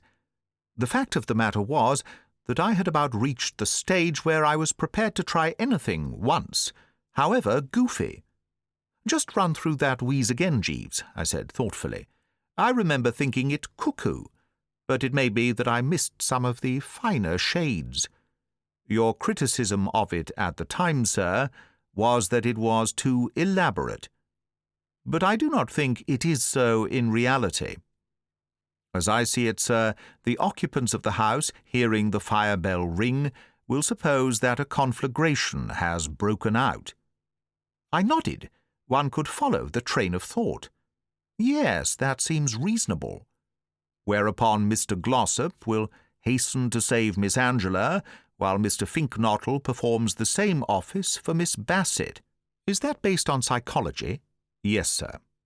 Possibly you may recollect that it was an axiom of the late Sir Arthur Conan Doyle's fictional detective, Sherlock Holmes, that the instinct of everyone, upon an alarm of fire, is to save the object dearest to them. It seems to me that there is a grave danger of seeing Tuppy come out, carrying a steak and kidney pie. But resume, Jeeves, resume. You think that this would clean everything up? The relations of the two young couples could scarcely continue distant after such an occurrence, sir. Perhaps you're right. But dash it, if we go ringing fire bells in the night watches, shan't we scare half the domestic staff into fits? There is one of the housemaids, Jane, I believe, who already skips like the high hills, if I so much as come on her unexpectedly round a corner. A neurotic girl, sir, I agree. I have noticed her. But by acting promptly we should avoid such a contingency. The entire staff, with the exception of Monsieur Anatole, will be at the ball at Kingham Manor tonight. Of course. That just shows the condition this thing has reduced me to. Forget my own name next. Well then, let's just try to envisage. Bong goes the bell. Gussie rushes and grabs the basset. Wait. Why shouldn't she simply walk downstairs? You are overlooking the effect of sudden alarm on the feminine temperament, sir. That's true. Miss Bassett's impulse, I would imagine, sir, would be to leap from her window. Well, that's worse. We don't want her spread out in a sort of puree on the lawn. It seems to me that the flaw in this scheme of yours, Jeeves, is that it's going to litter the garden with mangled corpses. No, sir. You will recall that Mr. Travers's fear of burglars has caused him to have stout bars fixed to all the windows. Of course, yes. Well, it sounds all right, I said, though still a bit doubtfully. Quite possibly it may come off, but I have a feeling that it will slip up somewhere. However, I'm in no position to cavil at even a 100-to-1 shot. I will adopt this policy of yours, Jeeves, though, as I say, with misgivings. At what hour would you suggest bonging the bell? Not before midnight, sir. That is to say, sometime after midnight. Yes, sir. Righto, then. At 12:30 on the dot, I will bong. Very good, sir. Chapter 22. I don't know why it is, but there's something about the rural districts after dark that always has a rummy effect on me. In London I can stay out till all hours and come home with the milk without a tremor. But put me in the garden of a country house after the strength of the company has gone to roost and the place is shut up, and a sort of goose-fleshy feeling steals over me. The night wind stirs the tree-tops. Twigs crack. Bushes rustle, and before I know where I am, the morale has gone phut, and I'm expecting the family ghost to come sneaking up behind me, making groaning noises, dashed unpleasant, the whole thing. And if you think it improves matters to know that you are shortly about to ring the loudest fire bell in England and start an all-hands-to-the-pumps panic in that quiet, darkened house, you err. I knew all about the Brinkley Court fire bell, the dickens of a row it makes. Uncle Tom, in addition to not liking burglars, is a bloke who has always objected to the idea of being cooked in his sleep. So when he bought the place, he saw to it that the fire bell should be something that might give you heart failure, but which you couldn't possibly mistake for the drowsy chirping of a sparrow in the ivy. When I was a kid and spent my holidays at Brinkley, we used to have fire drills after closing time, and many is the night I've had it jerk me out of the dreamless like the last trump. I confess that the recollection of what this bell could do when it buckled down to it gave me pause as I stood that night at 12:30 p.m. prompt beside the outhouse where it was located. The sight of the rope against the whitewashed wall, and the thought of the bloodsome uproar which was about to smash the peace of the night into hash, served to deepen that rummy feeling to which I have alluded. Moreover, now that I had had time to meditate upon it, I was more than ever defeatist about this scheme of Jeeves's. Jeeves seemed to take it for granted that Gussie and Tuppy, faced with a hideous fate, would have no thought beyond saving the Bassett and Angela. I could not bring myself to share his sunny confidence. I mean to say, I know how moments when they're faced with a hideous fate affect chaps. I remember Freddie Widgeon, one of the most chivalrous birds in the drones, telling me how there was an alarm of fire once at a seaside hotel where he was staying, and so far from rushing about saving women, he was down the escape within 10 seconds of the kick-off, his mind concerned with but one thing, viz. The personal well-being of F. Widgeon. As far as any idea of doing the delicately nurtured a bit of good went, he tells me, he was prepared to stand underneath and catch them in blankets, but no more. Why then should this not be so with Augustus Fink-Nottle and Hildebrand Glossop? Such were my thoughts as I stood toying with the rope, and I believe I should have turned the whole thing up had it not been that at this juncture there floated into my mind a picture of the Bassett hearing that bell for the first time. Coming as a wholly new experience, it would probably startle her into a decline. And so agreeable was this reflection that I waited no longer, but seized the rope, braced the feet, and snapped to it. Well, as I say, I hadn't been expecting that bell to hush things up to any great extent. Nor did it. The last time I had heard it, I had been in my room on the other side of the house, and even so it had hoiked me out of bed as if something had exploded under me. Standing close to it like this, I got the full force and meaning of the thing, and I've never heard anything like it in my puff. I rather enjoy a bit of noise, as a general rule. I remember Catsmeet Potter Purbright bringing a police rattle into the drones one night and loosing it off behind my chair, and I just lay back and closed my eyes with a pleasant smile, like someone in a box at the opera. And the same applies to the time when my Aunt Agatha's son, young Thomas, put a match to the parcel of Guy Fawkes Day fireworks to see what would happen. But the Brinkley Court fire bell was too much for me.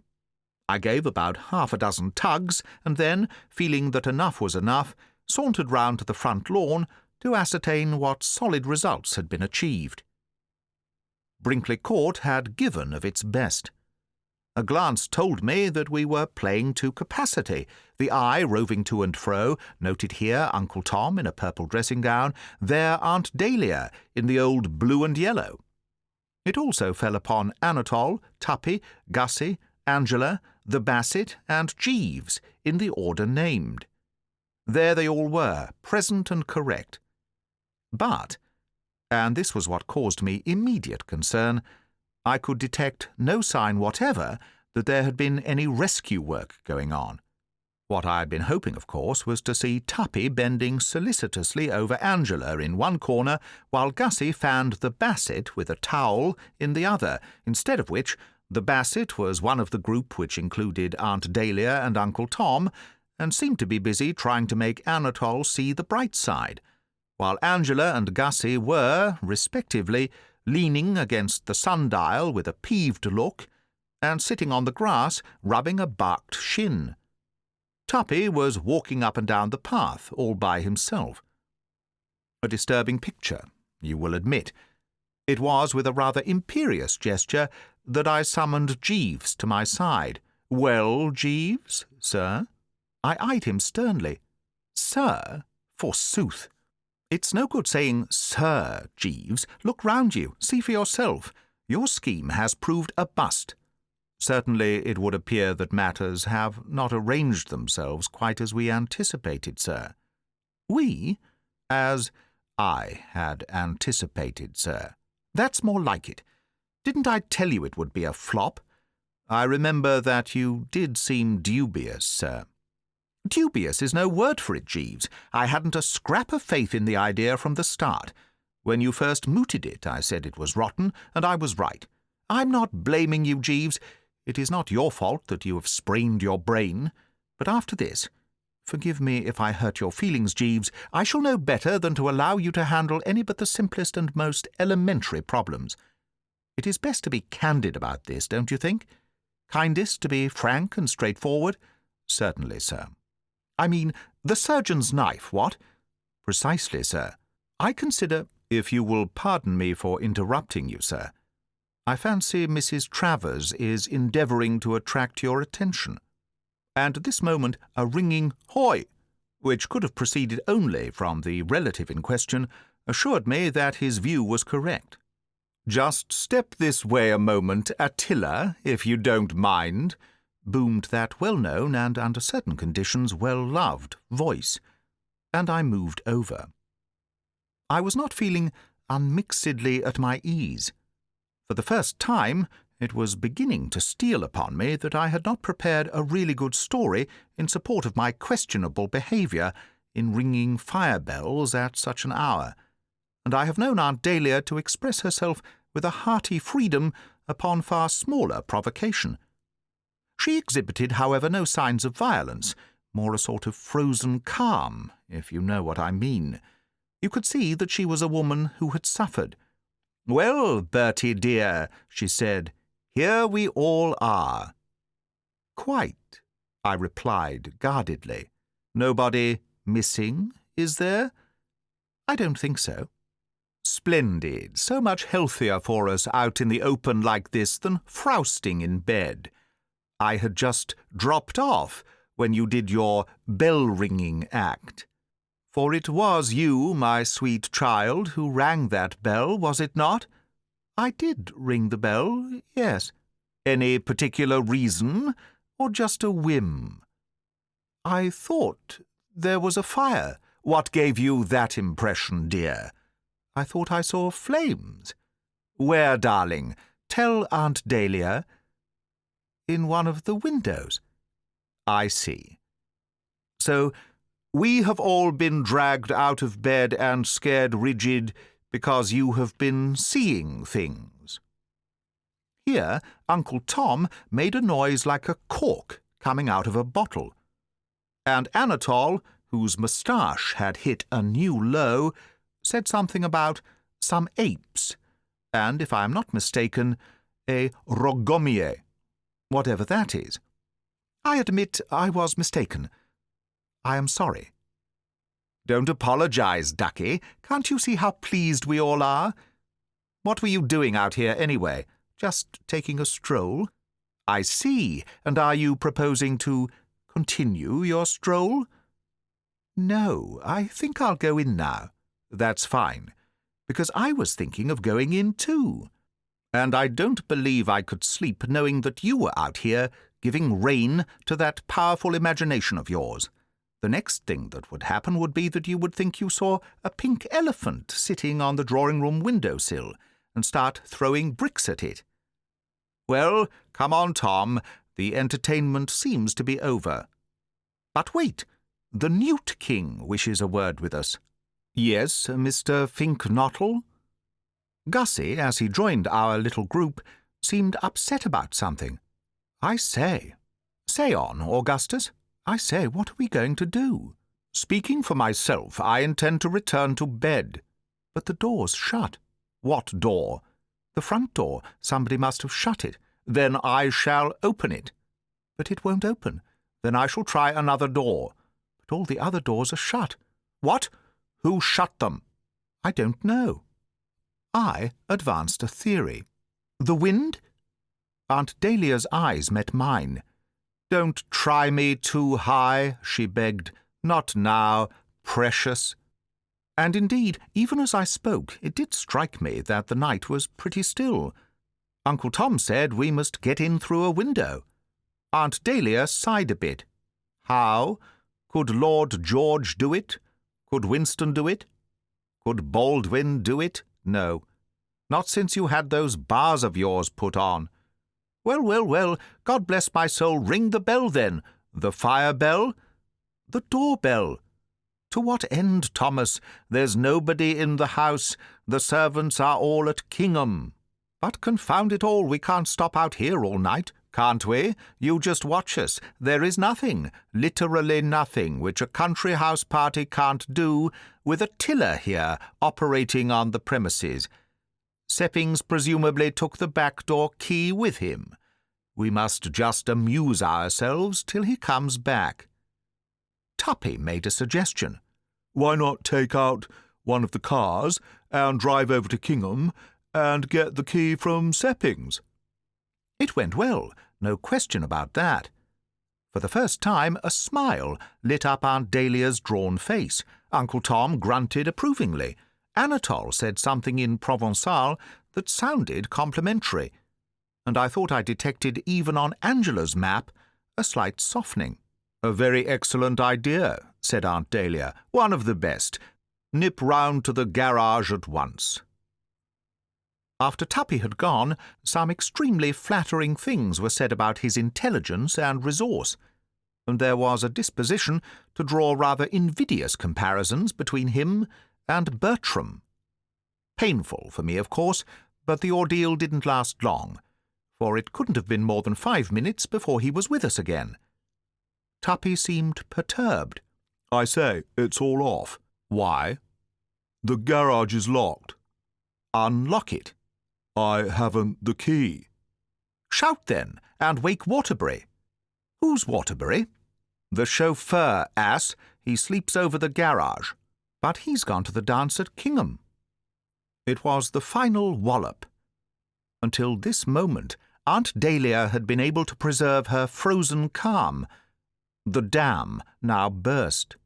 The years rolled away from her, and she was once more the Dahlia Worcester of the old Yoicks and Tantivy days, the emotional, free-speaking girl who had so often risen in her stirrups to yell derogatory personalities at people who were heading hounds. "Curse all dancing chauffeurs! What on earth does a chauffeur want to dance for? I mistrusted that man from the start. Something told me he was a dancer. Well, this finishes it. We're out here till breakfast time. If those blasted servants come back before 8 o'clock, I shall be vastly surprised. You won't get Seppings away from a dance till you throw him out. I know him. The jazz'll go to his head, and he'll stand clapping and demanding encores till his hands blister. Damn all dancing butlers. What is Brinkley Court? A respectable English country house or a crimson dancing school? One might as well be living in the middle of the Russian ballet. Well, all right, if we must stay out here, we must. We shall all be frozen stiff, except—" here she directed at me not one of her friendliest glances, "except dear old Attila, who is, I observe, well and warmly clad. We will resign ourselves to the prospect of freezing to death like the babes in the wood, merely expressing a dying wish that our old pal Attila will see that we are covered with leaves. No doubt he will also toll that fire-bell of his as a mark of respect. And what might you want, my good man?" She broke off and stood glaring at Jeeves. During the latter portion of her address, he had been standing by in a respectful manner, endeavouring to catch the speaker's eye. "If I might make a suggestion, madam. I'm not saying that in the course of our long association I've always found myself able to view Jeeves with approval. There are aspects of his character which have frequently caused coldnesses to arise between us. He is one of those fellows who, if you give them a thingamy, take a what-you-call-it. His work is often raw, and he has been known to allude to me as mentally negligible. More than once, as I have shown, it has been my painful task to squelch in him a tendency to get uppish and treat the young master as a serf or peon. These are grave defects. But one thing I have never failed to hand the man. He is magnetic. There is about him something that seems to soothe and hypnotize. To the best of my knowledge, he has never encountered a charging rhinoceros, but should this contingency occur, I have no doubt that the animal, meeting his eye, would check itself in mid-stride, roll over, and lie purring with its legs in the air. At any rate, he calmed down Aunt Dahlia, the nearest thing to a charging rhinoceros, in under 5 seconds. He just stood there looking respectful. And though I didn't time the thing, not having a stopwatch on me, I should say it wasn't more than 3 seconds and a quarter before her whole manner underwent an astounding change for the better. She melted before one's eyes. "Jeeves, you haven't got an idea." "Yes, madam." "That great brain of yours has really clicked as ever in the hour of need?" "Yes, madam." "Jeeves," said Aunt Dahlia in a shaking voice, "I am sorry I spoke so abruptly. I was not myself. I might have known that you would not come simply trying to make conversation. Tell us this idea of yours, Jeeves. Join our little group of thinkers and let us hear what you have to say. Make yourself at home, Jeeves, and give us the good word. Can you really get us out of this mess?" "Yes, madam, if one of the gentlemen would be willing to ride a bicycle." "A bicycle?" "There is a bicycle in the gardener's shed in the kitchen garden, madam. Possibly one of the gentlemen might feel disposed to ride over to Kingham Manor and procure the back door key from Mr. Seppings." "Splendid, Jeeves." "Thank you, madam." "Wonderful." "Thank you, madam." "Attila," said Aunt Dahlia, turning and speaking in a quiet, authoritative manner. I had been expecting it. From the very moment those ill-judged words had passed the fellow's lips, I had had a presentiment that a determined effort would be made to elect me as the goat, and I braced myself to resist and obstruct. And as I was about to do so, while I was in the very act of summoning up all my eloquence to protest that I didn't know how to ride a bike and couldn't possibly learn in the brief time at my disposal, I'm dashed if the man didn't go and nip me in the bud. Yes, madam, Mr. Wooster would perform the task admirably. He is an expert cyclist. He has often boasted to me of his triumphs on the wheel. I hadn't done anything of the sort. It's simply monstrous how one's words get twisted.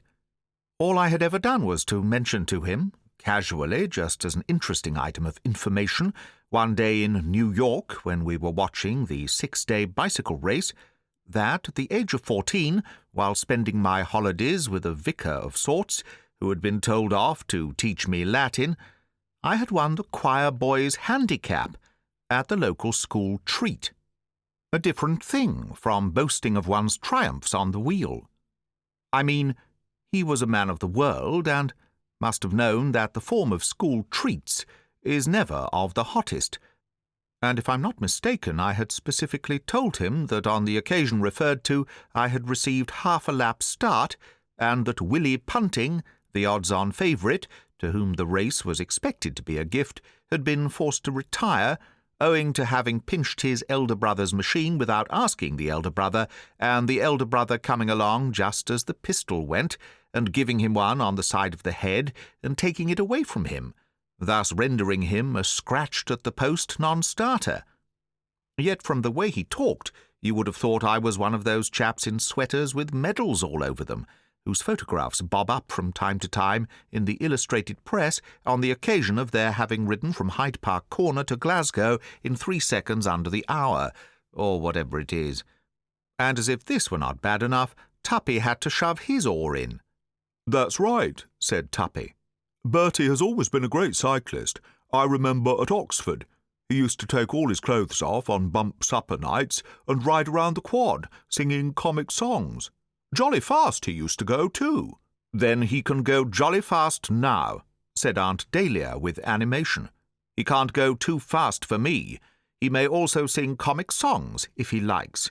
And if you wish to take your clothes off, Bertie, my lamb, by all means do so.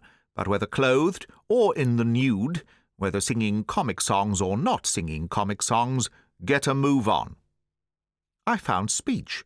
"But I haven't ridden for years." "Then it's high time you began again. I've probably forgotten how to ride. You'll soon get the knack after you've taken a toss or two, trial and error, the only way.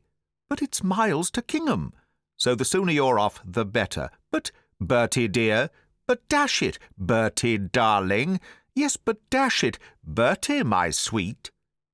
And so it was arranged. Presently I was moving sombrely off through the darkness, Jeeves at my side, Aunt Dahlia calling after me something about trying to imagine myself the man who brought the good news from Ghent to X, the first I had heard of the chap. "So, Jeeves," I said, as we reached the shed, and my voice was cold and bitter, "this is what your great scheme has accomplished. Tuppy, Angela, Gussie and the Basset not on speaking terms, and self faced with an 8-mile ride. 9, I believe, sir. A 9-mile ride, and another 9-mile ride back. I am sorry, sir. No good being sorry now. Where is this foul bone-shaker? I will bring it out, sir." He did so. I eyed it sourly. "Where's the lamp?" "I fear there is no lamp, sir." "No lamp?" "No, sir." "But I may come a fearful stinker without a lamp. Suppose I barge into something?" I broke off and eyed him frigidly. "You smile, Jeeves. The thought amuses you." "I beg your pardon, sir. I was thinking of a tale my Uncle Cyril used to tell me as a child. An absurd little story, sir, though I confess that I have always found it droll. According to my Uncle Cyril, 2 men named Nichols and Jackson set out to ride to Brighton on a tandem bicycle, and were so unfortunate as to come into collision with a brewer's van.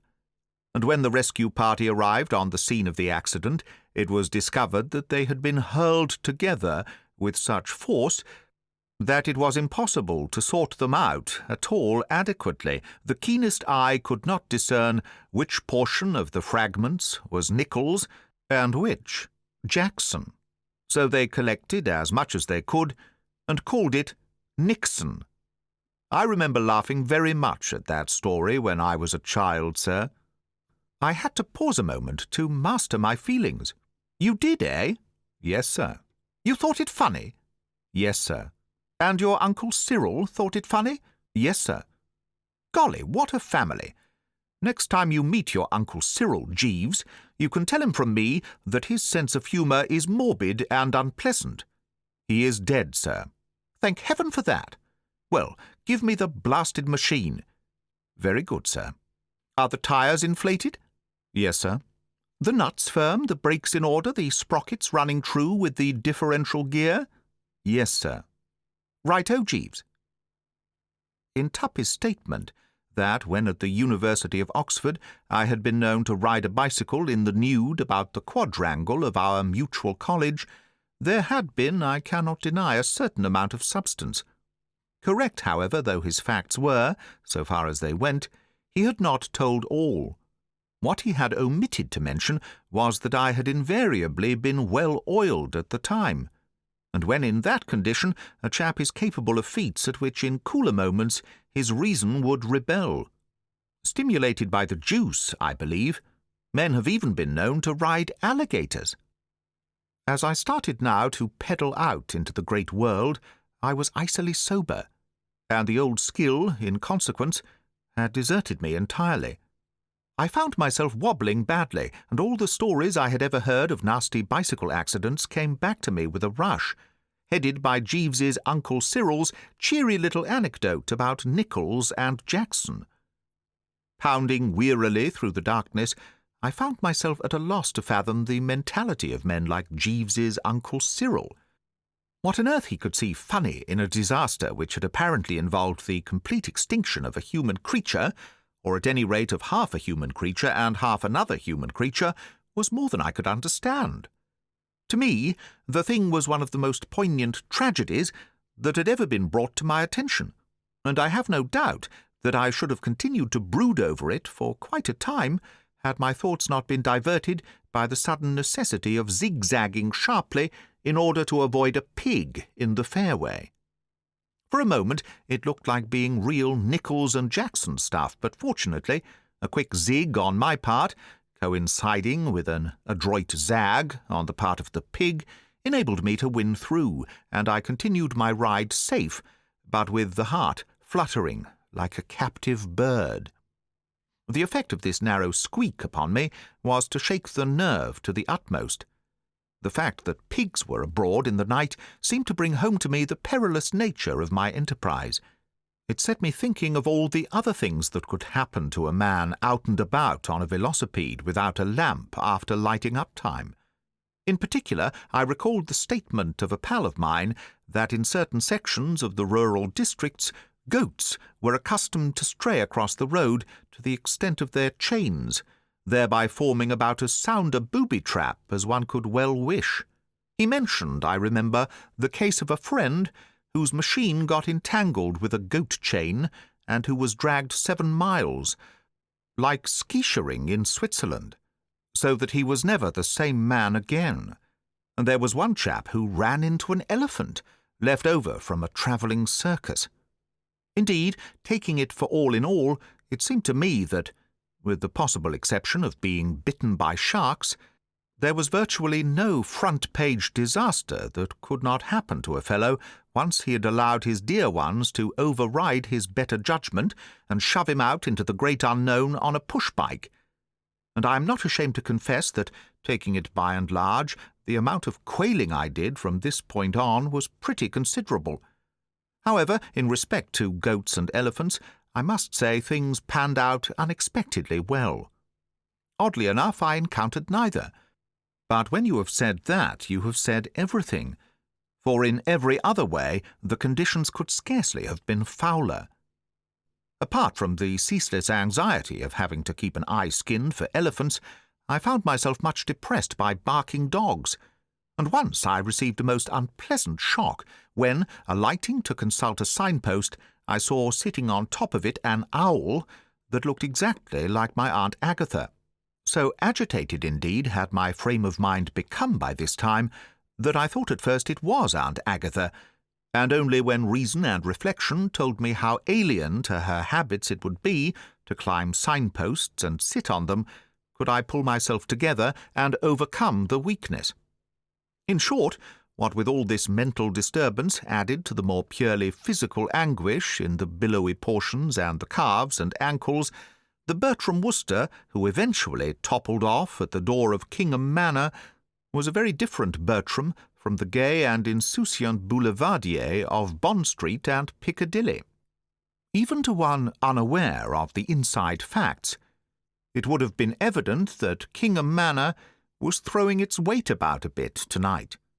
Lights shone in the windows, music was in the air, and as I drew nearer my ear detected the sibilant shuffling of the feet of butlers, footmen, chauffeurs, parlourmaids, housemaids, tweenies, and, I have no doubt, cooks, who were busily treading the measure.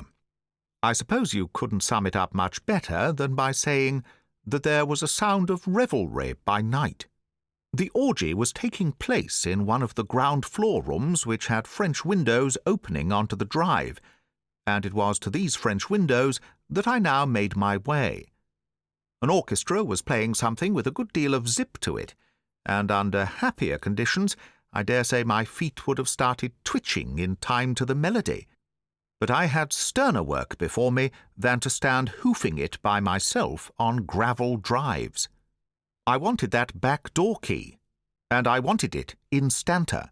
Scanning the throng within, I found it difficult for a while to spot Seppings. Presently, however, he hove in view, doing fearfully lissom things in mid-floor. I high-Seppinged a couple of times, but his mind was too much on his job to be diverted, and it was only when the swirl of the dance had brought him within prodding distance of my forefinger that a quick one to the lower ribs enabled me to claim his attention. The unexpected buffet caused him to trip over his partner's feet, and it was with marked austerity that he turned. As he recognized Bertram, however, coldness melted, to be replaced by astonishment. "Mr. Wooster." I was in no mood for bandying words. "Less of the Mr. Wooster and more back-door keys," I said curtly. "Give me the key of the back door, Seppings." He did not seem to grasp the gist. "The key of the back door, sir?" "Precisely, the Brinkley Court back door key." "But it is at the court, sir." I clicked the tongue, annoyed. "Don't be frivolous, my dear old butler," I said. "I haven't ridden 9 miles on a push-bike to listen to you trying to be funny. You've got it in your trousers pocket." "No, sir, I left it with Mr. Jeeves." "You did? What?" "Yes, sir. Before I came away, Mr. Jeeves said that he wished to walk in the garden before retiring for the night. He was to place the key on the kitchen window-sill." I stared at the man dumbly. His eye was clear, his hand steady. He had none of the appearance of a butler who has had a couple. "You mean that all this while the key has been in Jeeves's possession?" "Yes, sir." I could speak no more. Emotion had overmastered my voice. I was at a loss and not abreast. But of one thing it seemed to me there could be no doubt. For some reason, not to be fathomed now, but most certainly to be gone well into, as soon as I had pushed this infernal sewing machine of mine over those 9 miles of lonely country road and got within striking distance of him, Jeeves had been doing the dirty.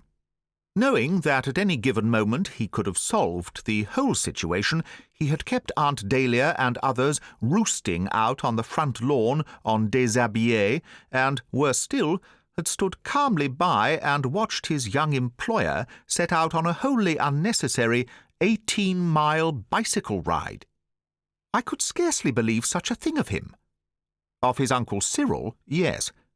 With that distorted sense of humour of his, Uncle Cyril might conceivably have been capable of such conduct, but that it should be Jeeves. I leapt into the saddle, and, stifling the cry of agony which rose to the lips as the bruised person touched the hard leather, set out on the homeward journey. Chapter 23. I remember Jeeves saying on one occasion, I forgot how the subject had arisen, he may simply have thrown the observation out, as he does sometimes, for me to take or leave, that hell hath no fury like a woman scorned. And until tonight I had always felt that there was a lot in it. I had never scorned a woman myself, but Pongo Twistleton once scorned an aunt of his, flatly refusing to meet her son Gerald at Paddington and give him lunch and see him off to school at Waterloo. And he never heard the end of it. Letters were written, he tells me, which had to be seen to be believed. Also 2 very strong telegrams, and a bitter picture postcard with a view of the little Chilbury War Memorial on it. Until tonight, therefore, as I say, I had never questioned the accuracy of the statement. Scorned women first, and the rest nowhere, was how it had always seemed to me. But tonight I revised my views. If you want to know what hell can really do in the way of furies, look for the chap who has been hornswoggled into taking a long and unnecessary bicycle ride in the dark without a lamp. Mark that word unnecessary. That was the part of it that really jabbed the iron into the soul. I mean, if it was a case of riding to the doctor's to save the child with croup, or going off to the local pub to fetch supplies in the event of the cellar having run dry, no one would leap to the handlebars more readily than I. Young Lochinvar, absolutely. But this business of being put through it merely to gratify one's personal attendant's diseased sense of the amusing was a bit too thick, and I chafed from start to finish. So what I mean to say, although the Providence which watches over good men saw to it that I was enabled to complete the homeward journey unscathed, except in the billowy portions, removing from my path all goats, elephants, and even owls that looked like my Aunt Agatha, it was a frowning and jaundiced Bertram who finally came to anchor at the Brinkley Court front door. and when I saw a dark figure emerging from the porch to meet me, I prepared to let myself go and uncork all that was fizzing in the mind. "Jeeves," I said. "It is I, Bertie." The voice, which sounded like warm treacle, and even if I had not recognized it immediately as that of the Basset, I should have known that it did not proceed from the man I was yearning to confront, for this figure before me was wearing a simple tweed dress, and had employed my first name in its remarks. And Jeeves, whatever his moral defects, would never go about in skirts calling me Bertie. The last person, of course, whom I would have wished to meet after a long evening in the saddle, but I vouchsafed a courteous, "What ho?" There was a pause, during which I massaged the calves. Mine, of course, I mean. "You got in, then?" I said, in allusion to the change of costume.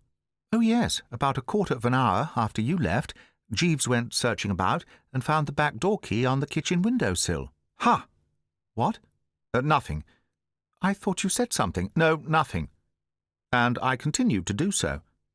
For at this juncture, as had so often happened when this girl and I were closeted, the conversation once more went blue on us. The night breeze whispered, but not the Basset. A bird twittered, but not so much as a chirp escaped Bertram. It was perfectly amazing, the way her mere presence seemed to wipe speech from my lips, and mine, for that matter, from hers. It began to look as if our married life together would be rather like 20 years among the Trappist monks. "Seen Jeeves anywhere?" I asked, eventually coming through. "Yes, in the dining-room." "The dining-room?" "Waiting on everybody. They are having eggs and bacon and champagne." "What did you say?" I had said nothing, merely snorted. There was something about the thought of these people carelessly revelling at a time when, for all they knew, I was probably being dragged about the countryside by goats or chewed by elephants, that struck home at me like a poisoned dart. It was the sort of thing you read about as having happened just before the French Revolution, the haughty nobles in their castles callously digging in and quaffing, while the unfortunate blighters outside were suffering frightful privations. The voice of the Basset cut in on these mordant reflections. "Bertie?" "Hello?" Silence. "Hello?" I said again. No response. Whole thing rather like one of those telephone conversations where you sit at your end of the wire saying, "Hello? Hello?"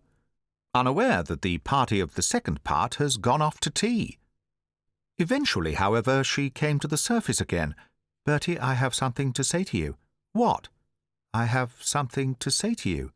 "I know, I said what?"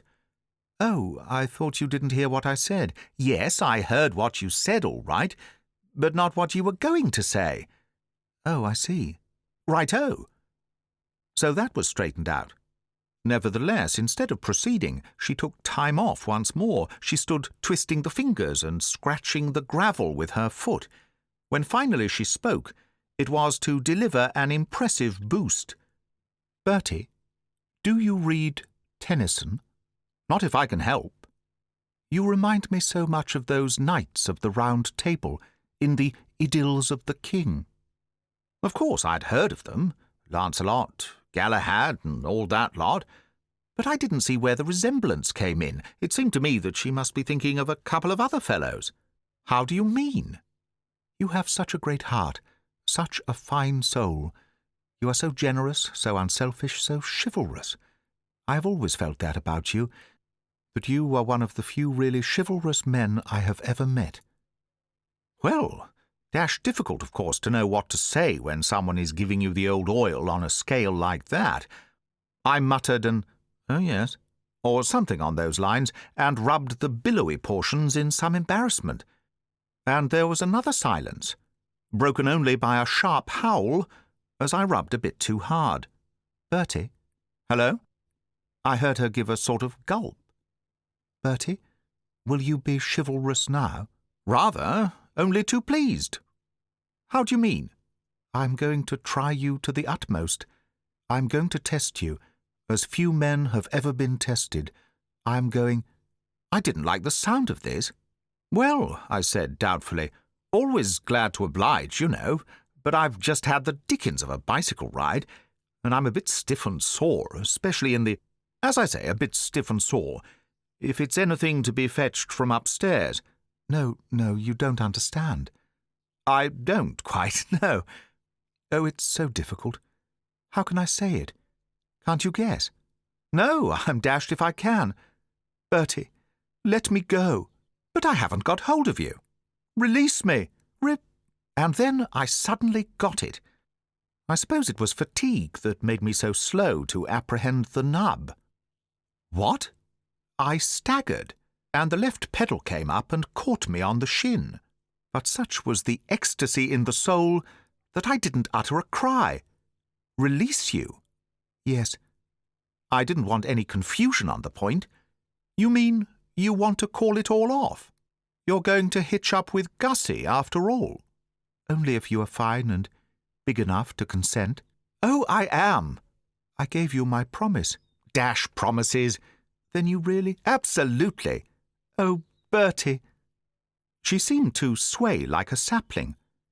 It is saplings that sway, I believe. A very parfit night, I heard her murmur, and there not being much to say after that, I excused myself on the ground that I had got about 2 pecks of dust down my back, and would like to go and get my maid to put me into something loose. You go back to Gussie, I said, and tell him that all is well. She gave a sort of hiccup and, darting forward, kissed me on the forehead. Unpleasant, of course, but, as Anatole would say, I can take a few smooths with a rough. The next moment she was legging it for the dining-room, while I, having bunged the bicycle into a bush, made for the stairs. I need not dwell upon my buckedness. It can be readily imagined.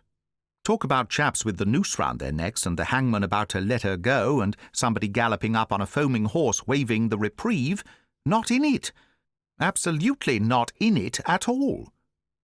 I don't know that I can give you a better idea of the state of my feelings than by saying that, as I started to cross the hall, I was conscious of so profound a benevolence toward all created things that I found myself thinking kindly thoughts even of Jeeves. I was about to mount the stairs when a sudden "What ho!" from my rear caused me to turn. Tuppy was standing in the hall. He had apparently been down to the cellar for reinforcements, for there were a couple of bottles under his arm. "Hello, Bertie," he said. "You back?" He laughed amusedly. "You look like the wreck of the Hesperus. Get run over by a steamroller or something?" At any other time I might have found his coarse badinage hard to bear, but such was my uplifted mood that I waved it aside and slipped him the good news. Tuppy, old man, the Bassett's going to marry Gussie Fink-Nottle. Tough luck on both of them, what? But don't you understand? Don't you see what this means? It means that Angela is once more out of pawn, and you have only to play your cards properly. He bellowed rollickingly. I saw now that he was in the pink. As a matter of fact, I had noticed something of the sort directly I met him, but had attributed it to alcoholic stimulant. Good Lord, you're right behind the times, Bertie. Only to be expected, of course, if you will go riding bicycles half the night. Angela and I made it up hours ago. What? Certainly. Nothing but a passing tiff. All you need in these matters is a little give and take, a bit of reasonableness on both sides. We got together and talked things over. She withdrew my double chin, I conceded her shark. Perfectly simple, all done in a couple of minutes. But— Sorry, Bertie, can't stop chatting with you all night. There is a rather impressive Beano in progress in the dining room, and they are waiting for supplies. Endorsement was given to this statement by a sudden shout from the apartment named. I recognised, as who would not, Aunt Dahlia's voice. "Glossop." "Hello?" "Hurry up with that stuff." "Coming. "Well, come then. Yoicks, hard for'ard." "Tally-ho, not to mention Tantive." "Your aunt," said Tuppy, "is a bit above herself. I don't know all the facts of the case, but it appears that Anatole gave notice and has now consented to stay on, and also your uncle has given her a cheque for that paper of hers. I didn't get the details, but she is much braced. See you later. I must rush." To say that Bertram was now definitely nonplussed would be but to state the simple truth.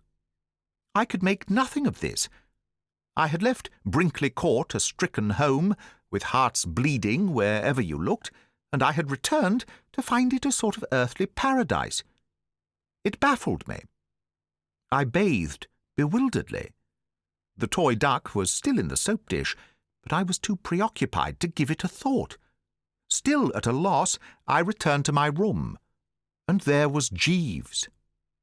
And it is proof of my fogged condition that my first words to him were not words of reproach and stern recrimination, but of inquiry.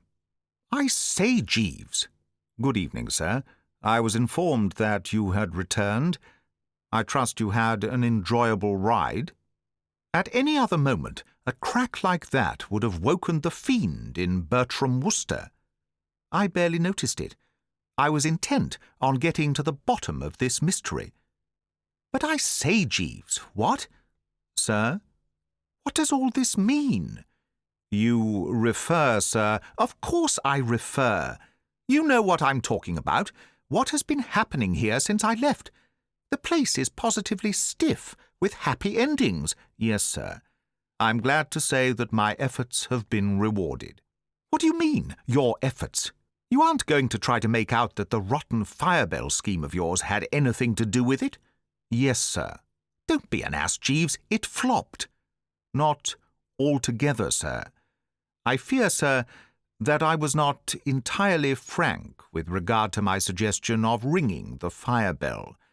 I had not really anticipated that it would in itself produce the desired results. I had intended it merely as a preliminary to what I might describe as the real business of the evening." "You gibber, Jeeves." "No, sir. It was essential that the ladies and gentlemen should be brought from the house, in order that, once out of doors, I could ensure that they remained there for the necessary period of time." "How do you mean?" "My plan was based on psychology, sir." "How?" "It is a recognized fact, sir, that there is nothing that so satisfactorily unites individuals who have been so unfortunate as to quarrel among themselves as a strong mutual dislike for some definite person. In my own family, if I may give a homely illustration, it was a generally accepted axiom that in times of domestic disagreement it was necessary only to invite my Aunt Annie for a visit to heal all breaches between the other members of the household. In the mutual animosity excited by Aunt Annie, those who had become estranged were reconciled almost immediately. Remembering this, it occurred to me that were you, sir, to be established as the person responsible for the ladies and gentlemen being forced to spend the night in the garden, everybody would take so strong a dislike to you that in this common sympathy they would sooner or later come together." I would have spoken, but he continued. "And such proved to be the case. All, as you see, sir, is now well.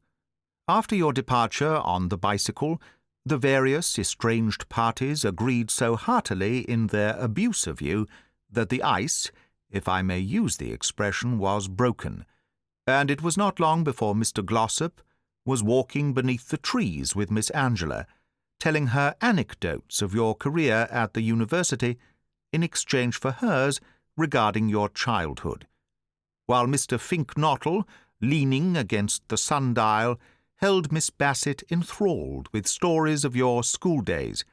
Mrs. Travers, meanwhile, was telling Monsieur Anatole—" I found speech. "Oh," I said, "I see.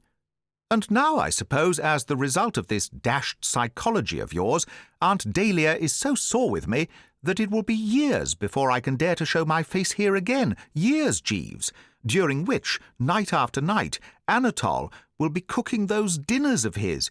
"No, sir.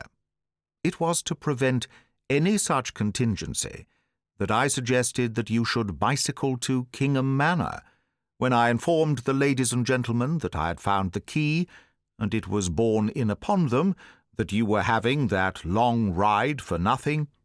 Their animosity vanished immediately, to be replaced by cordial amusement. There was much laughter. There was, eh? Yes, sir. I fear you may possibly have to submit to a certain amount of good-natured chaff, but nothing more. All, if I may say so, is forgiven, sir. Oh? Yes, sir. I mused a while. You certainly seem to have fixed things. Yes, sir. Tuppy and Angela are once more betrothed, also Gussie and the Basset. Uncle Tom appears to have coughed up that money for Milady's boudoir, and Anatole is staying on. Yes, sir. I suppose you might say that all's well that ends well. Very apt, sir. I mused again. All the same, your methods are a bit rough, Jeeves. One cannot make an omelette without breaking eggs, sir. I started. Omelette? Do you think you could get me one? Certainly, sir. Together with half a bot of something? Undoubtedly, sir. Do so, Jeeves, and with all speed. I climbed into bed and sank back against the pillows. I must say that my generous wrath had ebbed a bit.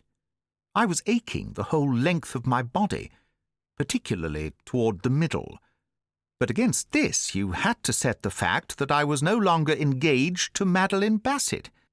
In a good cause, one is prepared to suffer. Yes, looking at the thing from every angle, I saw that Jeeves had done well. And it was with an approving beam that I welcomed him as he returned with the needful. He did not check up with this beam. A bit grave he seemed to me to be looking, and I probed the matter with a kindly query. Something on your mind, Jeeves? Yes, sir. I should have mentioned it earlier, but in the evening's disturbance it escaped my memory. I fear I have been remiss, sir. Yes, Jeeves, I said, champing contentedly. In the matter of your mess jacket, sir. A nameless fear shot through me, causing me to swallow a mouthful of omelette the wrong way. I am sorry to say, sir, that while I was ironing it this afternoon, I was careless enough to leave the hot instrument upon it. I very much fear that it will be impossible for you to wear it again, sir. One of those old pregnant silences filled the room. I am extremely sorry, sir. For a moment, I confess, that generous wrath of mine came bounding back, hitching up its muscles and snorting a bit through the nose. But, as we say on the Riviera, à quoi sert-il? There was nothing to be gained by G.W. now. We Worcesters can bite the bullet. I nodded moodily and speared another slab of omelette. Righto, Jeeves. Very good, sir. You have been listening to Right-Ho, Jeeves by P.G. Wodehouse, read by Greg Wagland. This text, published in 1933, is in the public domain. Thank you for listening.